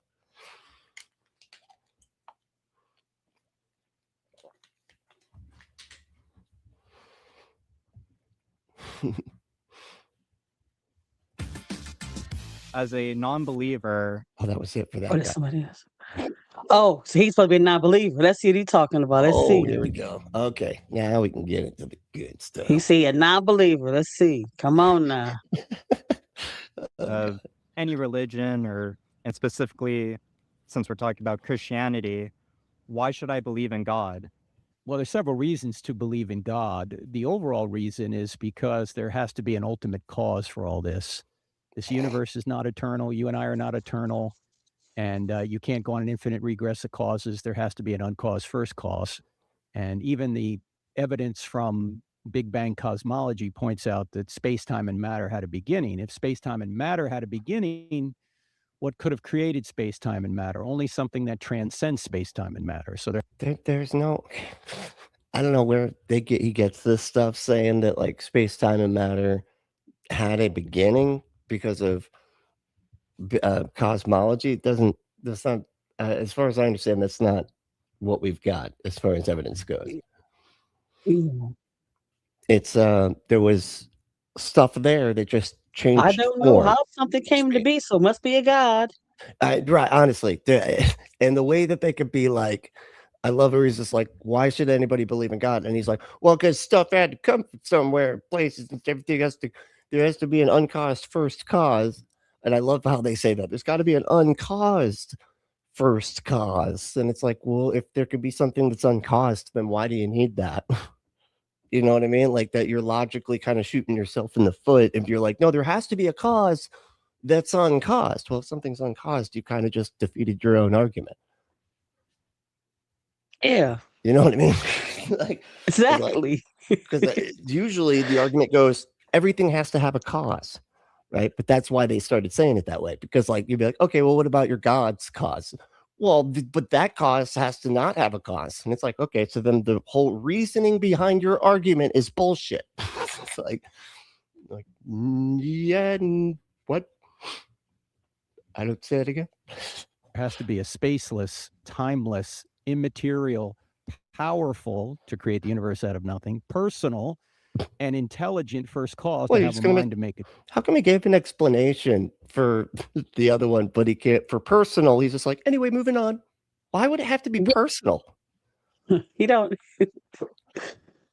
For what? It's just such a weird one to add into. And keep in mind, all the characteristics that he's providing here, he thinks that you get to all of these just from something that had to cause stuff, you know, and then apparently it was outside of time or something. Like I said, this is his like one argument that he's got. It's like this and the objective morality one. It's absurd. Choice. And so from just one argument, you have attributes which could be the God of the Bible. We don't know if it's the God of the Bible unless we see if Jesus really rose from the dead. We also look at evidence from the fine-tuning of the universe and the incredible complexity of life. In fact, in every one of your 40 trillion cells, there's a software program 3.2 billion letters long, all the letters in the right order. And of course, programs always come from programmers. There's a moral law out there. It's wrong to torture. Oh, there we go. There we go. There we go. Okay. See, he finally. Hold on. And it's funny. They do this gish galloping crap. Am I freezing up? Is everything working? Okay. But he's doing this gish gallop crap where he's just sort of like doing one thing after the other. But you hear him, he said like all this programming, he's talking about DNA, right? And say there had to be all these lines of code and everything, and codes have to have a coder. But you know, the DNA is not a code. It's just something that we look at to, you know, that is you know, after the fact, and we're like looking at it, it's kind of like a story of how things went back in the past, but it was not a code that had to be coded for it to be like, do evolution now. And it's like, click code that in. That's not how it works. Yeah. But now he's going to move on to the objective morality argument, which is tired. It's tired, honestly. That's your babies for fun. It's wrong to murder people. It's wrong to rape people. If that's the case, there must be a standard outside of ourselves that we're obligated to obey. That standard is what we mean by God's nature. If God doesn't exist, then you can't say murder is objectively wrong and rape's objectively wrong. It would just be your opinion against my opinion, say, or Hitler's opinion. There are other reasons as well, but if you come up with so see how we say that? Like, so he's saying it's just your opinion if you think something is wrong, if God doesn't exist, right? If God does exist, then it's not just your opinion, it's God's opinion, apparently. And I guess you deciding that something is God's opinion makes it that. So that's so funny.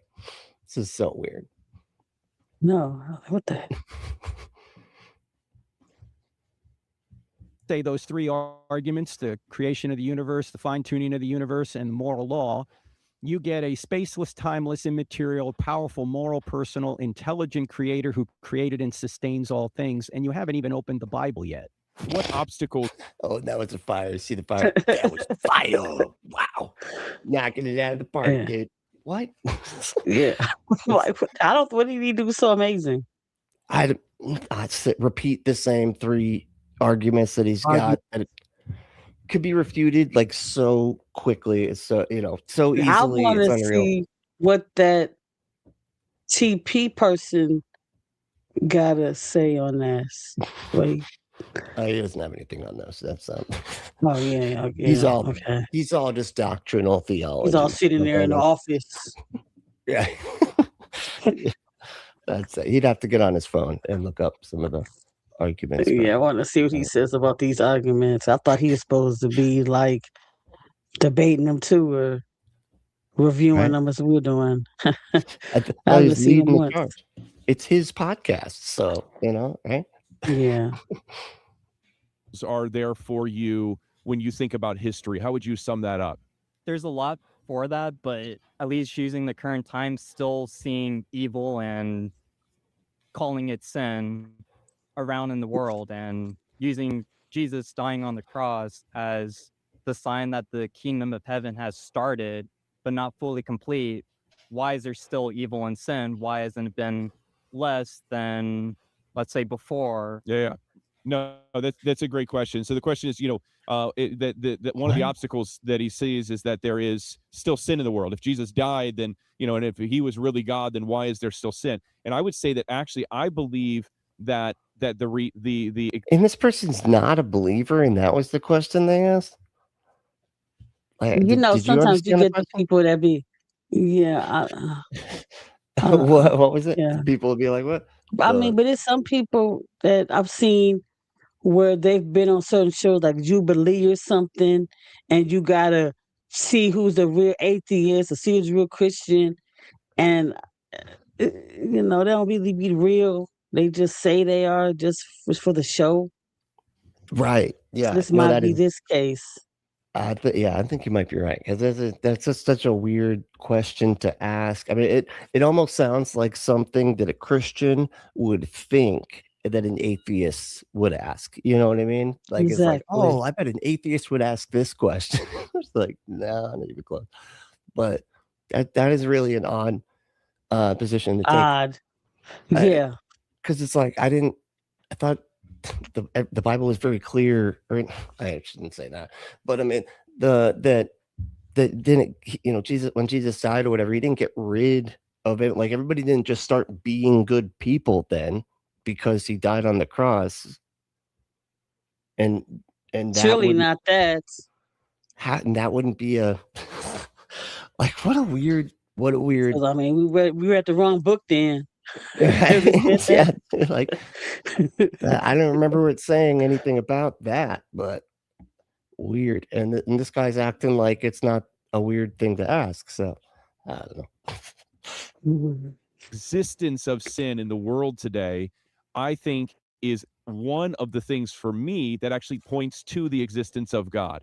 And what I mean by that is this: I believe that God, in his love and dignity towards us, that he gave us this thing called free will. And in that love towards us and this free will that he's given to us, he's given us the opportunity to choose something other than him. We're not just a hamster in a cage. A lot of people think they have a pet hamster. You'll let it out in your backyard and see if it comes back to you. You don't have a pet, you have a hostage, right? And so some people have dogs like that too. Some people have kids like that, and so, I certainly hope you don't have your kids as hostages. That's weird. Oh, I feel not like either.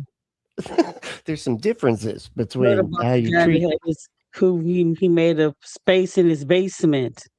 right. Oldest daughter. That was some crazy crap. Jeez. My God. I mean, that's how you get your kids taken away, right? By Child Protective Services. What the hell?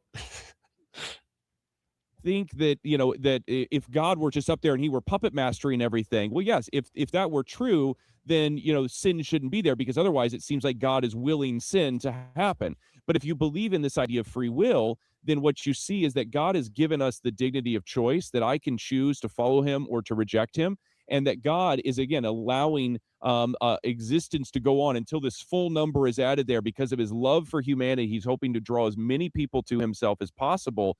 And, sin is the absence, of God. It's really what happens. It's not a thing in and of itself. It is what happens when goodness, is removed in somebody's life in some way. And so that also sin is always an attempt to solve a problem outside. It's such a weird, they always do that, where they're like, oh man, bad stuff happens because of sin, because of free will.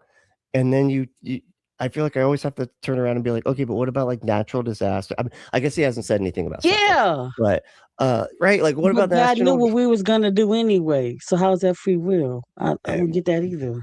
That part too. That really does kind of throw, just that one like point kind of throws free will out altogether. But it's like looking at what Tommy says. which is true. So we could still have, is this one you're talking about?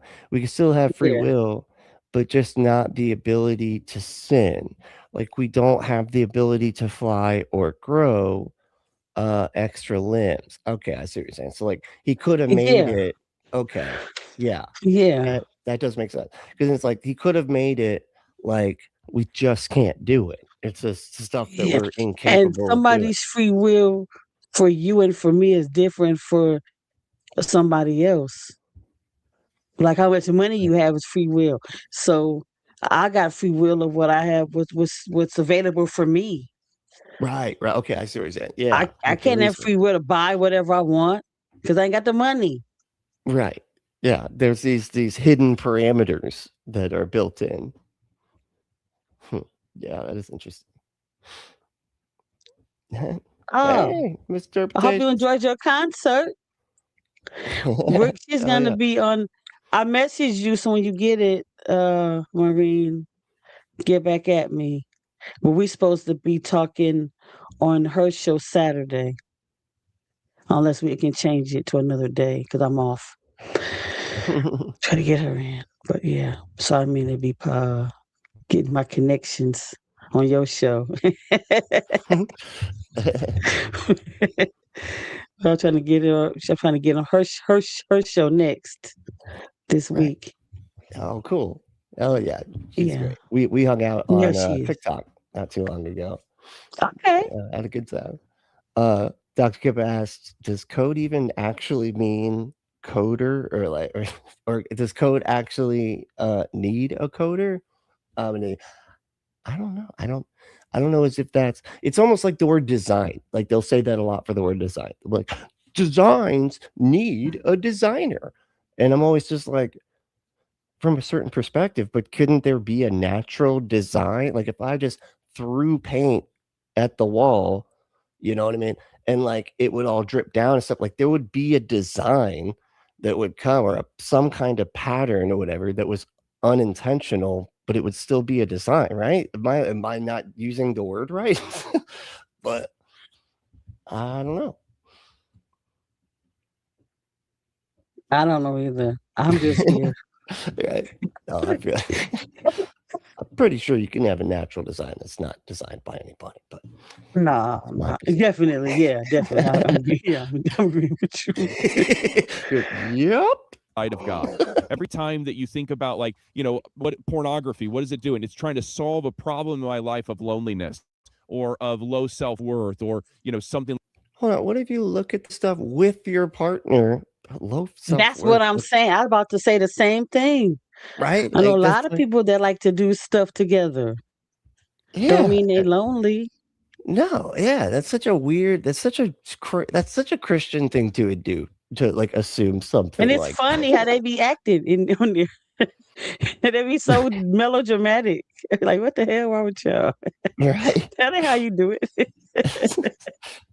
God, I'll be laughing at it. It'd be funny to me though. Right.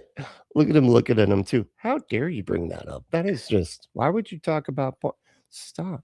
Yeah, he looked at him like, what are you doing, man? Surprised he didn't just smack him on the back of the head. only point I watch I'm in. With your third right, fine. That's the mic where he watched the point he do with his third wife. Oh, that's that's Mr. Mice. That's right. He didn't say that. I added that party, this third wave party in there. Yeah. I love it. Like that. You see, but you get a lot of money though, and putting your stuff on the Pornhub. I'd be like, I was tempted one time to have my stuff in to get like $50,000. Shoot, right? Hey, for a video. Mind your business. Keep scrolling. Don't be looking at me. But give me the money though. Just give me the money. Yeah, give me the money. Yeah. Don't look like that looks like the atheist queen. You got to do like someone and just wear a mask, right? Yeah. Yeah. Some you can't see it's me, but yeah, they was shit. giving a lot of money during COVID for the video. That's paying a lot of money. Oh yeah. I was really tempted. Right? And that what's it called? OnlyFans and stuff. They make quite a bit. Yeah. Well, yeah. I'm gonna show some feet or something. There you go. That's the way to get around that. Yeah. You just get do the some feet. hand, get my nails done, get some my hands or something. Right. I Yeah, need something. There's somebody out there. I gotta pay for some of these conferences I want to go to. Right. That's it. Just do some feet modeling. For something. And pay for your just for your conference funds. You know. Yeah, it's conference funds. Shit is That's expensive. all I'm trying to use it for. Right. So just pay. Right. Don't have to know why. But what are you talking about? I have no idea. I forgot already, kind of. You talking about the porn and stuff. Oh, right, the porn. That's right. We were all talking about the problem in their life. Either they need that high, or more than likely they have lack in their life, and they feel like the only way to solve that problem of lack is to do it themselves. What the gospel shows us and what Scripture teaches us. There's a problem. You have a problem of lack in your life, and the only way to fix it. Like a companion, maybe you're trying to say. Yeah. But if they're not married, then they should be doing that anyway. I know, right? Yeah, you're not supposed to be doing all that. Lack. That's such a weird. It almost feels so broken that, like, if you did question him on it even slightly, it would fall apart really quickly. But that's one thing I will say is a lot of times when you look at the extra religious people, even if they're married, they're very vanilla. Like they don't want to do anything spicy. I'm like, y'all married? What the fuck? Excuse me. But that's what I be thinking though. Like y'all don't do nothing exciting, right? And y'all married? It's just like, come on, enjoy yourselves, right? At least. Yeah. That's y'all waited all this time to get married, and y'all don't do anything exciting in your relationship. No. Same old boring stuff. Right.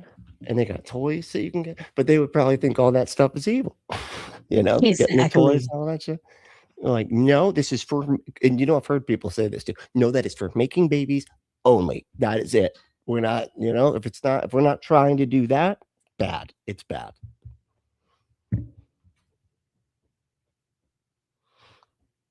Be like me and just eat garlic bread. Go Ember. Jeez.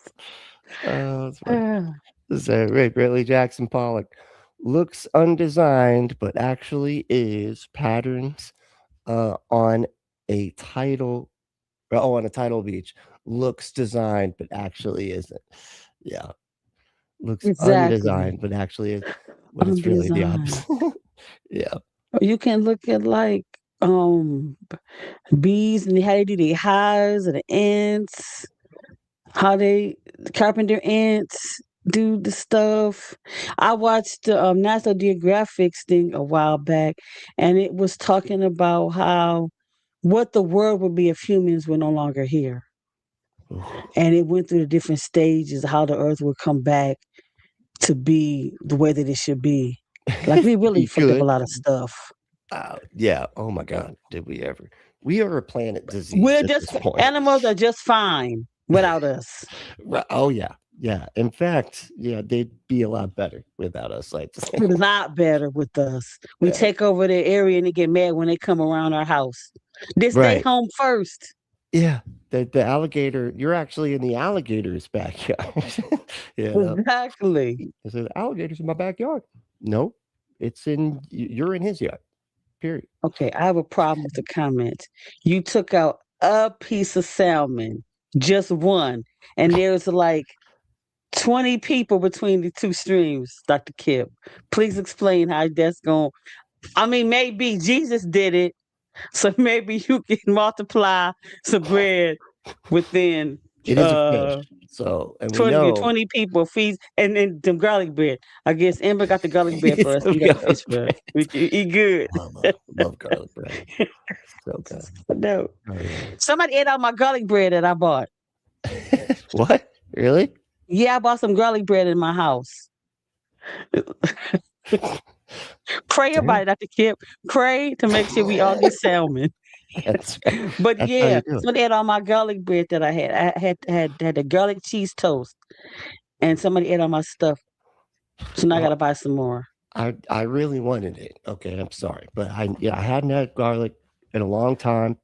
I was looking through your fridge. It was right there, and I thought she's all right. She'll get some more.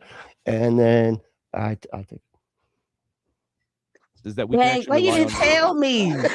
I was sitting there thinking I was put a note. crazy or something. Yeah, you didn't even tell me you ate my Put a little stuff. sticker. See, that's the problem. I wouldn't have been so mad if you would have told me you was hungry and you wanted my garlic bread. I would have fed you. Just say something next time. Well, when I'm on my astro plane things, it's hard to remember to tell everybody stuff. I know. God for our So needs. if humans And were so no when you longer start- here, I would ride alligators and chase my third wife. You know what? Tell the mice, get out of here. The third wife stuff. My God. are doing that, you're But able to start you're a living more human, so holy. you would still be here. Chasing your Right. third wife down. Oh man. on accident than you ever could on purpose, because God's grace starts working in your life.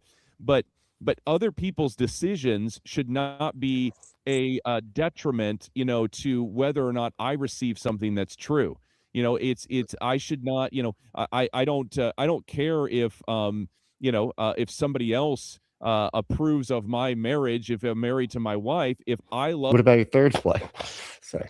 her and I know that God is in my life, then it doesn't matter to me That's the anything most else important about wife. that or how they The live, other ones or don't because count. they're not being faithful to their It don't matter. They were just test runs anyway. So Isn't it? Just to their spouse, that somehow that affects my marriage. My relationship with the Lord is not dependent upon everybody else's decisions, upon what they're doing. And so my encouragement would be for you is that, to give the Lord a chance, to just, to go to him and just say, God, if you're real, show yourself to me, and to, really keep diving into the word and studying this out. We're talking about just that. So telling them, just pretend like it's true. Ask if it is true, but then just do it like it is true. And then one day you'll figure out that you're right. I swear that's like their main thing they tell people to do. They're just like, just pretend that it is true. And then you'll figure it out. And it's like, no, I'm not going to decide that I'm right in order to figure out that I'm right. That's not how figuring stuff out works. eternity. This is the greatest decision you will ever make with your life. And I'm believing that God's already working on your heart, to really lead, you back to him in a way. Did you grow up Christian? No, I grew up a non-religious household. Okay. All right. So what brought you here to GCU? Believing that a Christian college will teach the truth, or will be more close to the truth than Oh yeah, you definitely ain't no real believer. I mean, no pure atheist. Yeah, you just told yourself right there. That don't make no sense at all. No, why would you think that? If you were, it's like he was like, I was raised in a secular household, and you're like, why are you here? Because I thought that the truth would be taught at a Jesus one more. Meet the Jesus Academy.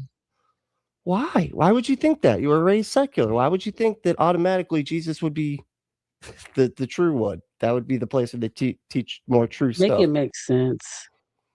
Yeah, that didn't. This dude doesn't. Now I'm like, yeah, I don't know if this dude's real. That's what I said earlier. Like, his argument, didn't seem rational. Right. Yeah, you called it. University or more politically biased college. There's a story in the book of Acts of this guy named You could be Cornelius. Oh my God. Did he just say that he thought that the Christian college would be less biased toward, like, what? that would be the bias. Like, what the fuck? What are you talking about, man? Like, it drives me crazy the way that the right has kind of like been able to basically make everything that's not their specific narrow-minded beliefs. If it's not that, then it's not objective. You know, their beliefs are objective, but everybody else's belief, they just want to believe what they want to believe. And it's like, it's literally the opposite. They're the ones that have the bias because they have the thing that they're selling that they want other people to buy, which is your first red flag. If you're like trying to get true information from like a website or something like that, it's like, is this a propaganda site? Because then they're going to be less reliable just out the gate. But they try to flip it. So former high school student, what is it? Hold on. I saw it. Huh, no, I don't see. Oh, okay, here it is. Mr. Durbin says, I just saw a former high school student at the dollar store, and they apologized for their class being mean to me 10 years ago. Oh, that's wild. They held on to that for that long. It's like, that was some deep guilt going on there in their heart. Yeah.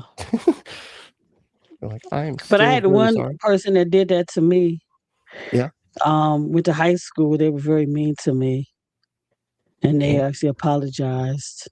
I don't talk about what they did, but they did some really mean things. Really? And they end up apologizing. Damn. Because I guess they understood because it happened to them years later. That's I won't weird say of what them. happened, but it was something not really nice at all. Really? They saw something happen, didn't say anything, and lied. But yeah. So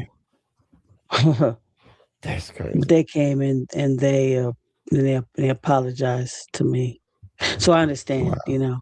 Huh. That is wild. I was just like, you know, I have no animosity.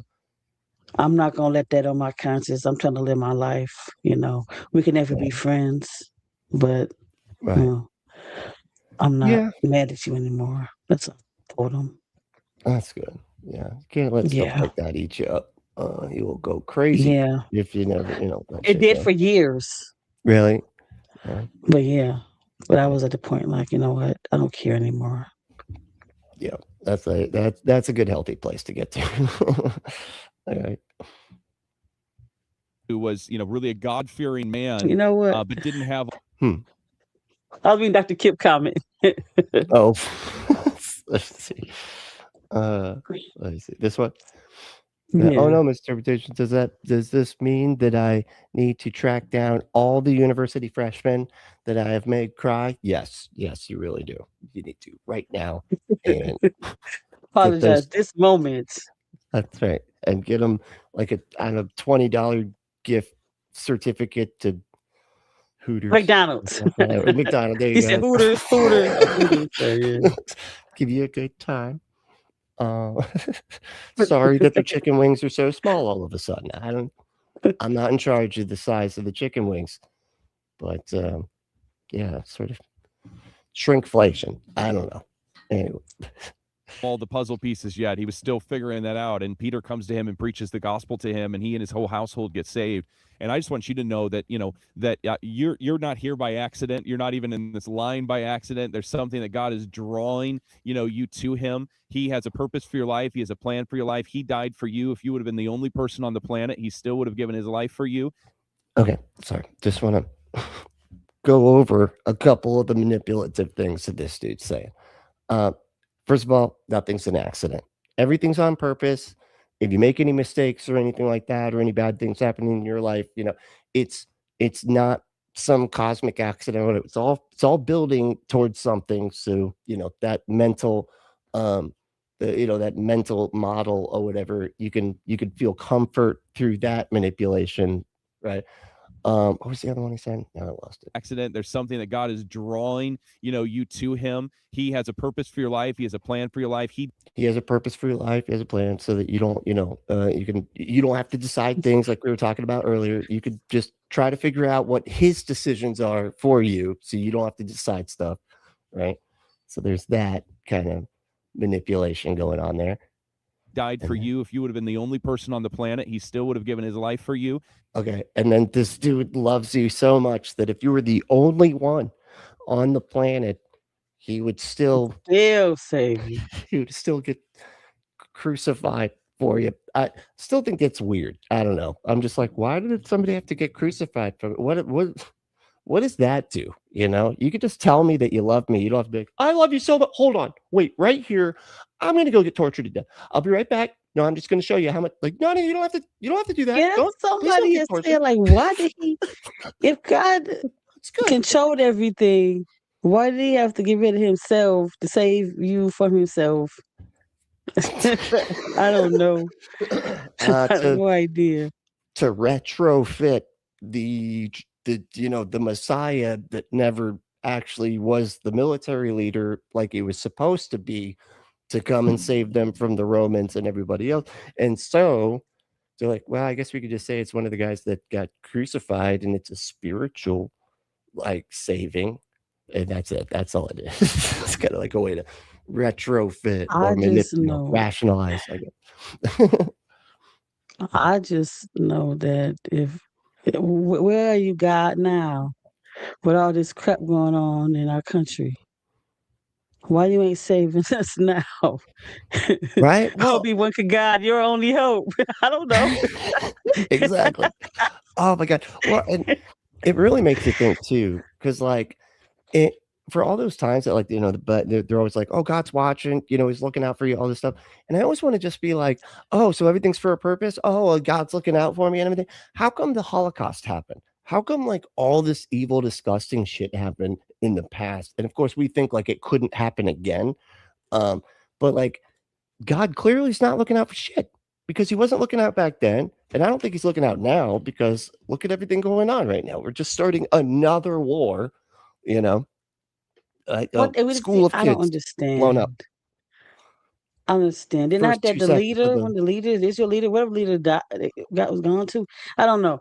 I was talking to SR during our little interview. Did you hear about what's going on? A little bit. I've tried to keep my mind off of it. So I heard little bits and pieces, but I haven't heard enough because I haven't really been watching it. But my mom and daughter kind of keeping me updated. I don't want to hear that crap. But he's so wonderful. And I'm like, well, how is he wonderful? If you look at it in the sense of, let's say an accident happens and the person gets out of it unharmed and everything, God is good all the time. Then let's say that the person gets an accident, but they get injured, a serious injury. God knew what was supposed to happen. It's still a blessing. If the person dies from that accident, God knows best, and you're in a better place. Right. So it's always giving God an excuse no matter what happens. Yeah. To make him a good person or whatever. Because they'll sit there and say that, if you actually do get in the accident or whatever, and something bad does happen to you physically, and you have to live your days out in some way that is, very difficult, then, hey, that was God trying to teach you something. He needed you to learn a lesson or whatever. But then they'll also turn around and be like, oh man, you'll hear these stories where they're like, I was supposed to get on that plane or whatever, or drive there, and then the bridge went down or whatever, and God saved me from that. Of course, ignoring all the people that didn't get saved from that bridge going down, even though they were supposed to go down that way that day or whatever, the bridge collapsed.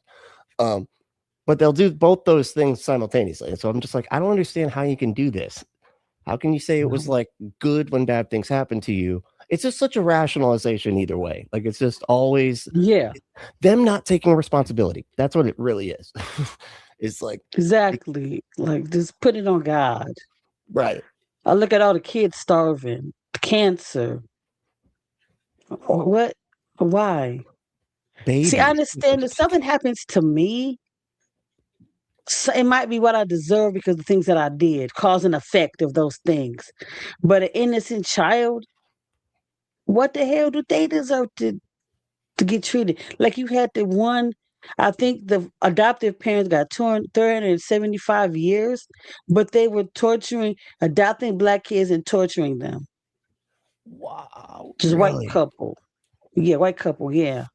So what them little Black kids did for them to get adopted, they already probably was in an unfair home in the first place, thinking they got a better life. Because of course when they're foster parents or about to adopt kids, they have to be good to them. So they probably thinking, I'm about to get a good home. Till it wasn't. And then all of a sudden, What did they do to deserve that? Jesus, what a nightmare! My God.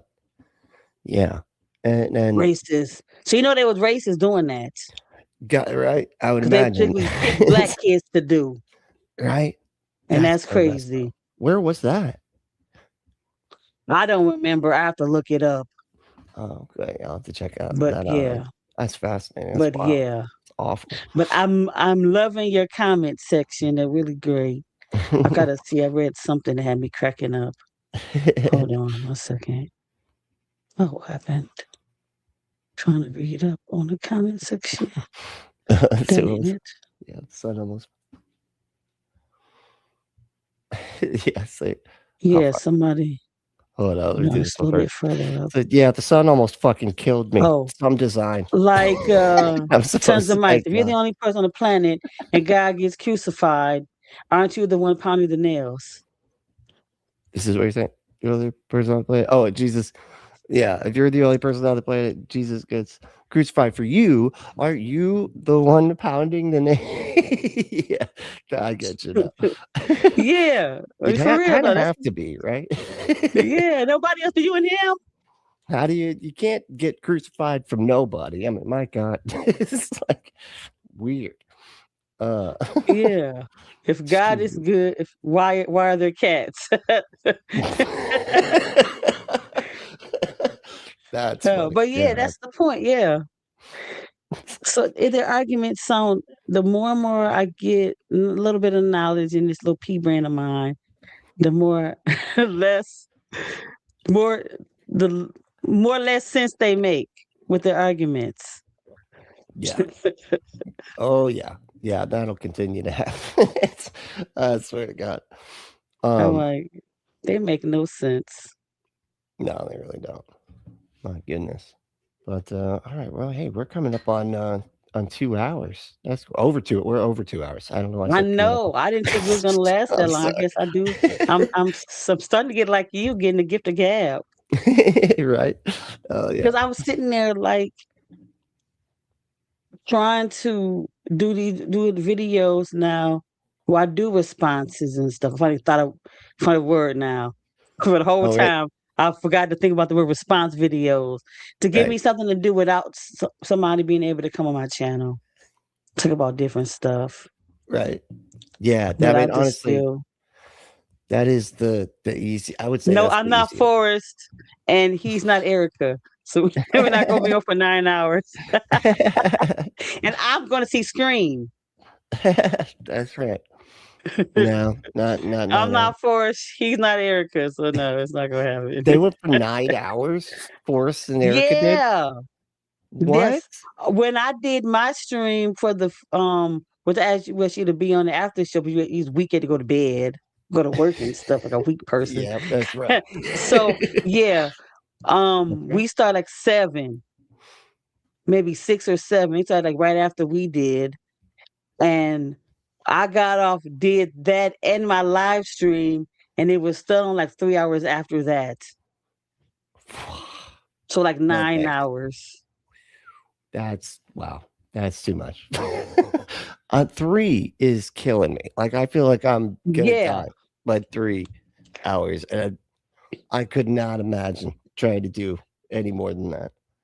Holy shit, 9 hours. So me and Maureen are gonna talk in maybe this week. We might talk sooner than Saturday, but our probably interview Saturday. Tommy and Mark Am I gonna be on my show? Matt, I'm sorry, Matt. That's about Matt, Mark Reed, but Matt are gonna be on my show on the 15th. Oh, cool. So gonna get everybody on my show. Come to me. Come to my show. Come to the spider web. Come. Come. Do my bidding. That's right. Oh yeah. Well, hey, thanks so much for hanging out. This was a lot of fun. Thanks for having me. A lot of fun. Oh yeah. Anytime. And we'll still gotta set up me going on your show soon. Yeah. So. And us doing our little string party. Oh yeah. That's right. String party. String party, yeah. I understood. Ain't that what? Yeah. Oh, Deviant, you finally here. What? Hey, Deviant. Though I keep asking her to come on my show, she's dissing for everybody else. She has no love for me. Well, it's from so, you know what, Mike? Hush. Jesus Christ. Okay. You know what? Said my third wife. Oh God. Oh, thank you everybody for watching with us. No. Thank everybody for sitting down for 2 hours listening to us gab right about these crazy Christian apologists. Oh yeah. All right. Well, thank you. And I guess you kind of answered. How do people find you though? Where would I send people to tell them where to check out more? Detroit Atheist Queen 247. Nice. Is that on YouTube? That's my channel. Yeah, that's YouTube. Yes. Ham on, yeah, YouTube. Oh yeah. Detroit Atheist Queen on YouTube 247. Every other place is just Detroit Atheist Queen. Oh, okay, cool. No, that's helpful. I was gonna say, 'cause I thought you were on more stuff than just YouTube. But I mean, most of the stuff I do and the other stuff, I just take clips of my YouTube stuff and put it on there. Right. Yeah. That's a good trick. That's one I like to do so often. Yeah. I just get my little shorts, make a shorts and put it on TikTok and YouTube. I was on a few people debates and stuff, but I haven't done my own. Oh, cool. Yeah. Hell yeah.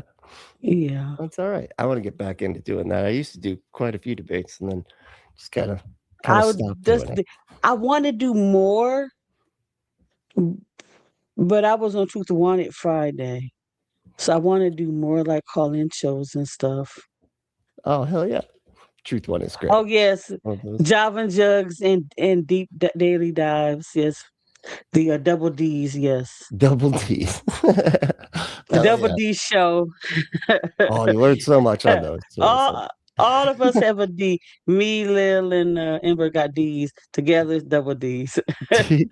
deep and dive. Yeah, there it is. Deep Dive Daily. And guesting all over the tubes. Hell yeah. Yes. Yes. All right. Well, that's Monday. Java and Jugs Monday. That's tomorrow. Monday. Yep. Right. Yep. Okay. Yep. It's coming up quick. Yep. Monday, 9 a.m. bright and early. So get to bed early tonight, y'all. Okay. Yeah. Go to bed. Yes. No drinking. Right. Not. Or you drink now, you'll be okay though. Right. Start now. Actually, you have to start right now. this second. Start now. Start now. So you can have a couple drinks in. So by the time you can get enough sleep, you can get up. You could drink like 30 or 45 Long Island iced teas if you start right now. Yeah. So and you still be good to tune in and watch this on Java and Jugs. I accidentally killed somebody. I'm sorry. Don't do that. Don't do that, no. Brentley said I can do it. I can do it. Just have 20, not 25. Just 20. But within like 8 hours, I think, Yeah.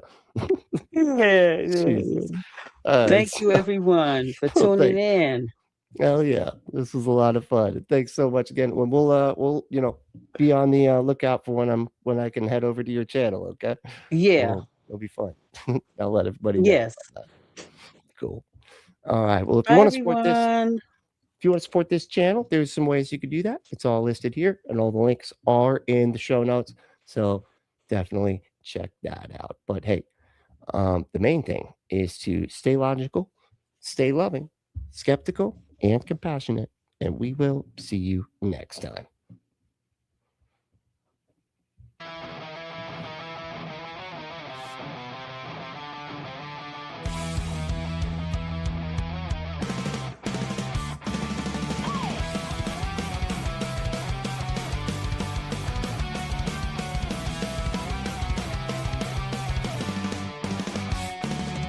Screwing off and playing round, making fun of funny clowns, oozing with contempt and hate. The goofball atheist punk apostate, punk apostate, punk apostate. We rage against machines of hate. Punk apostate, punk apostate. We're community advocates. We're community advocates.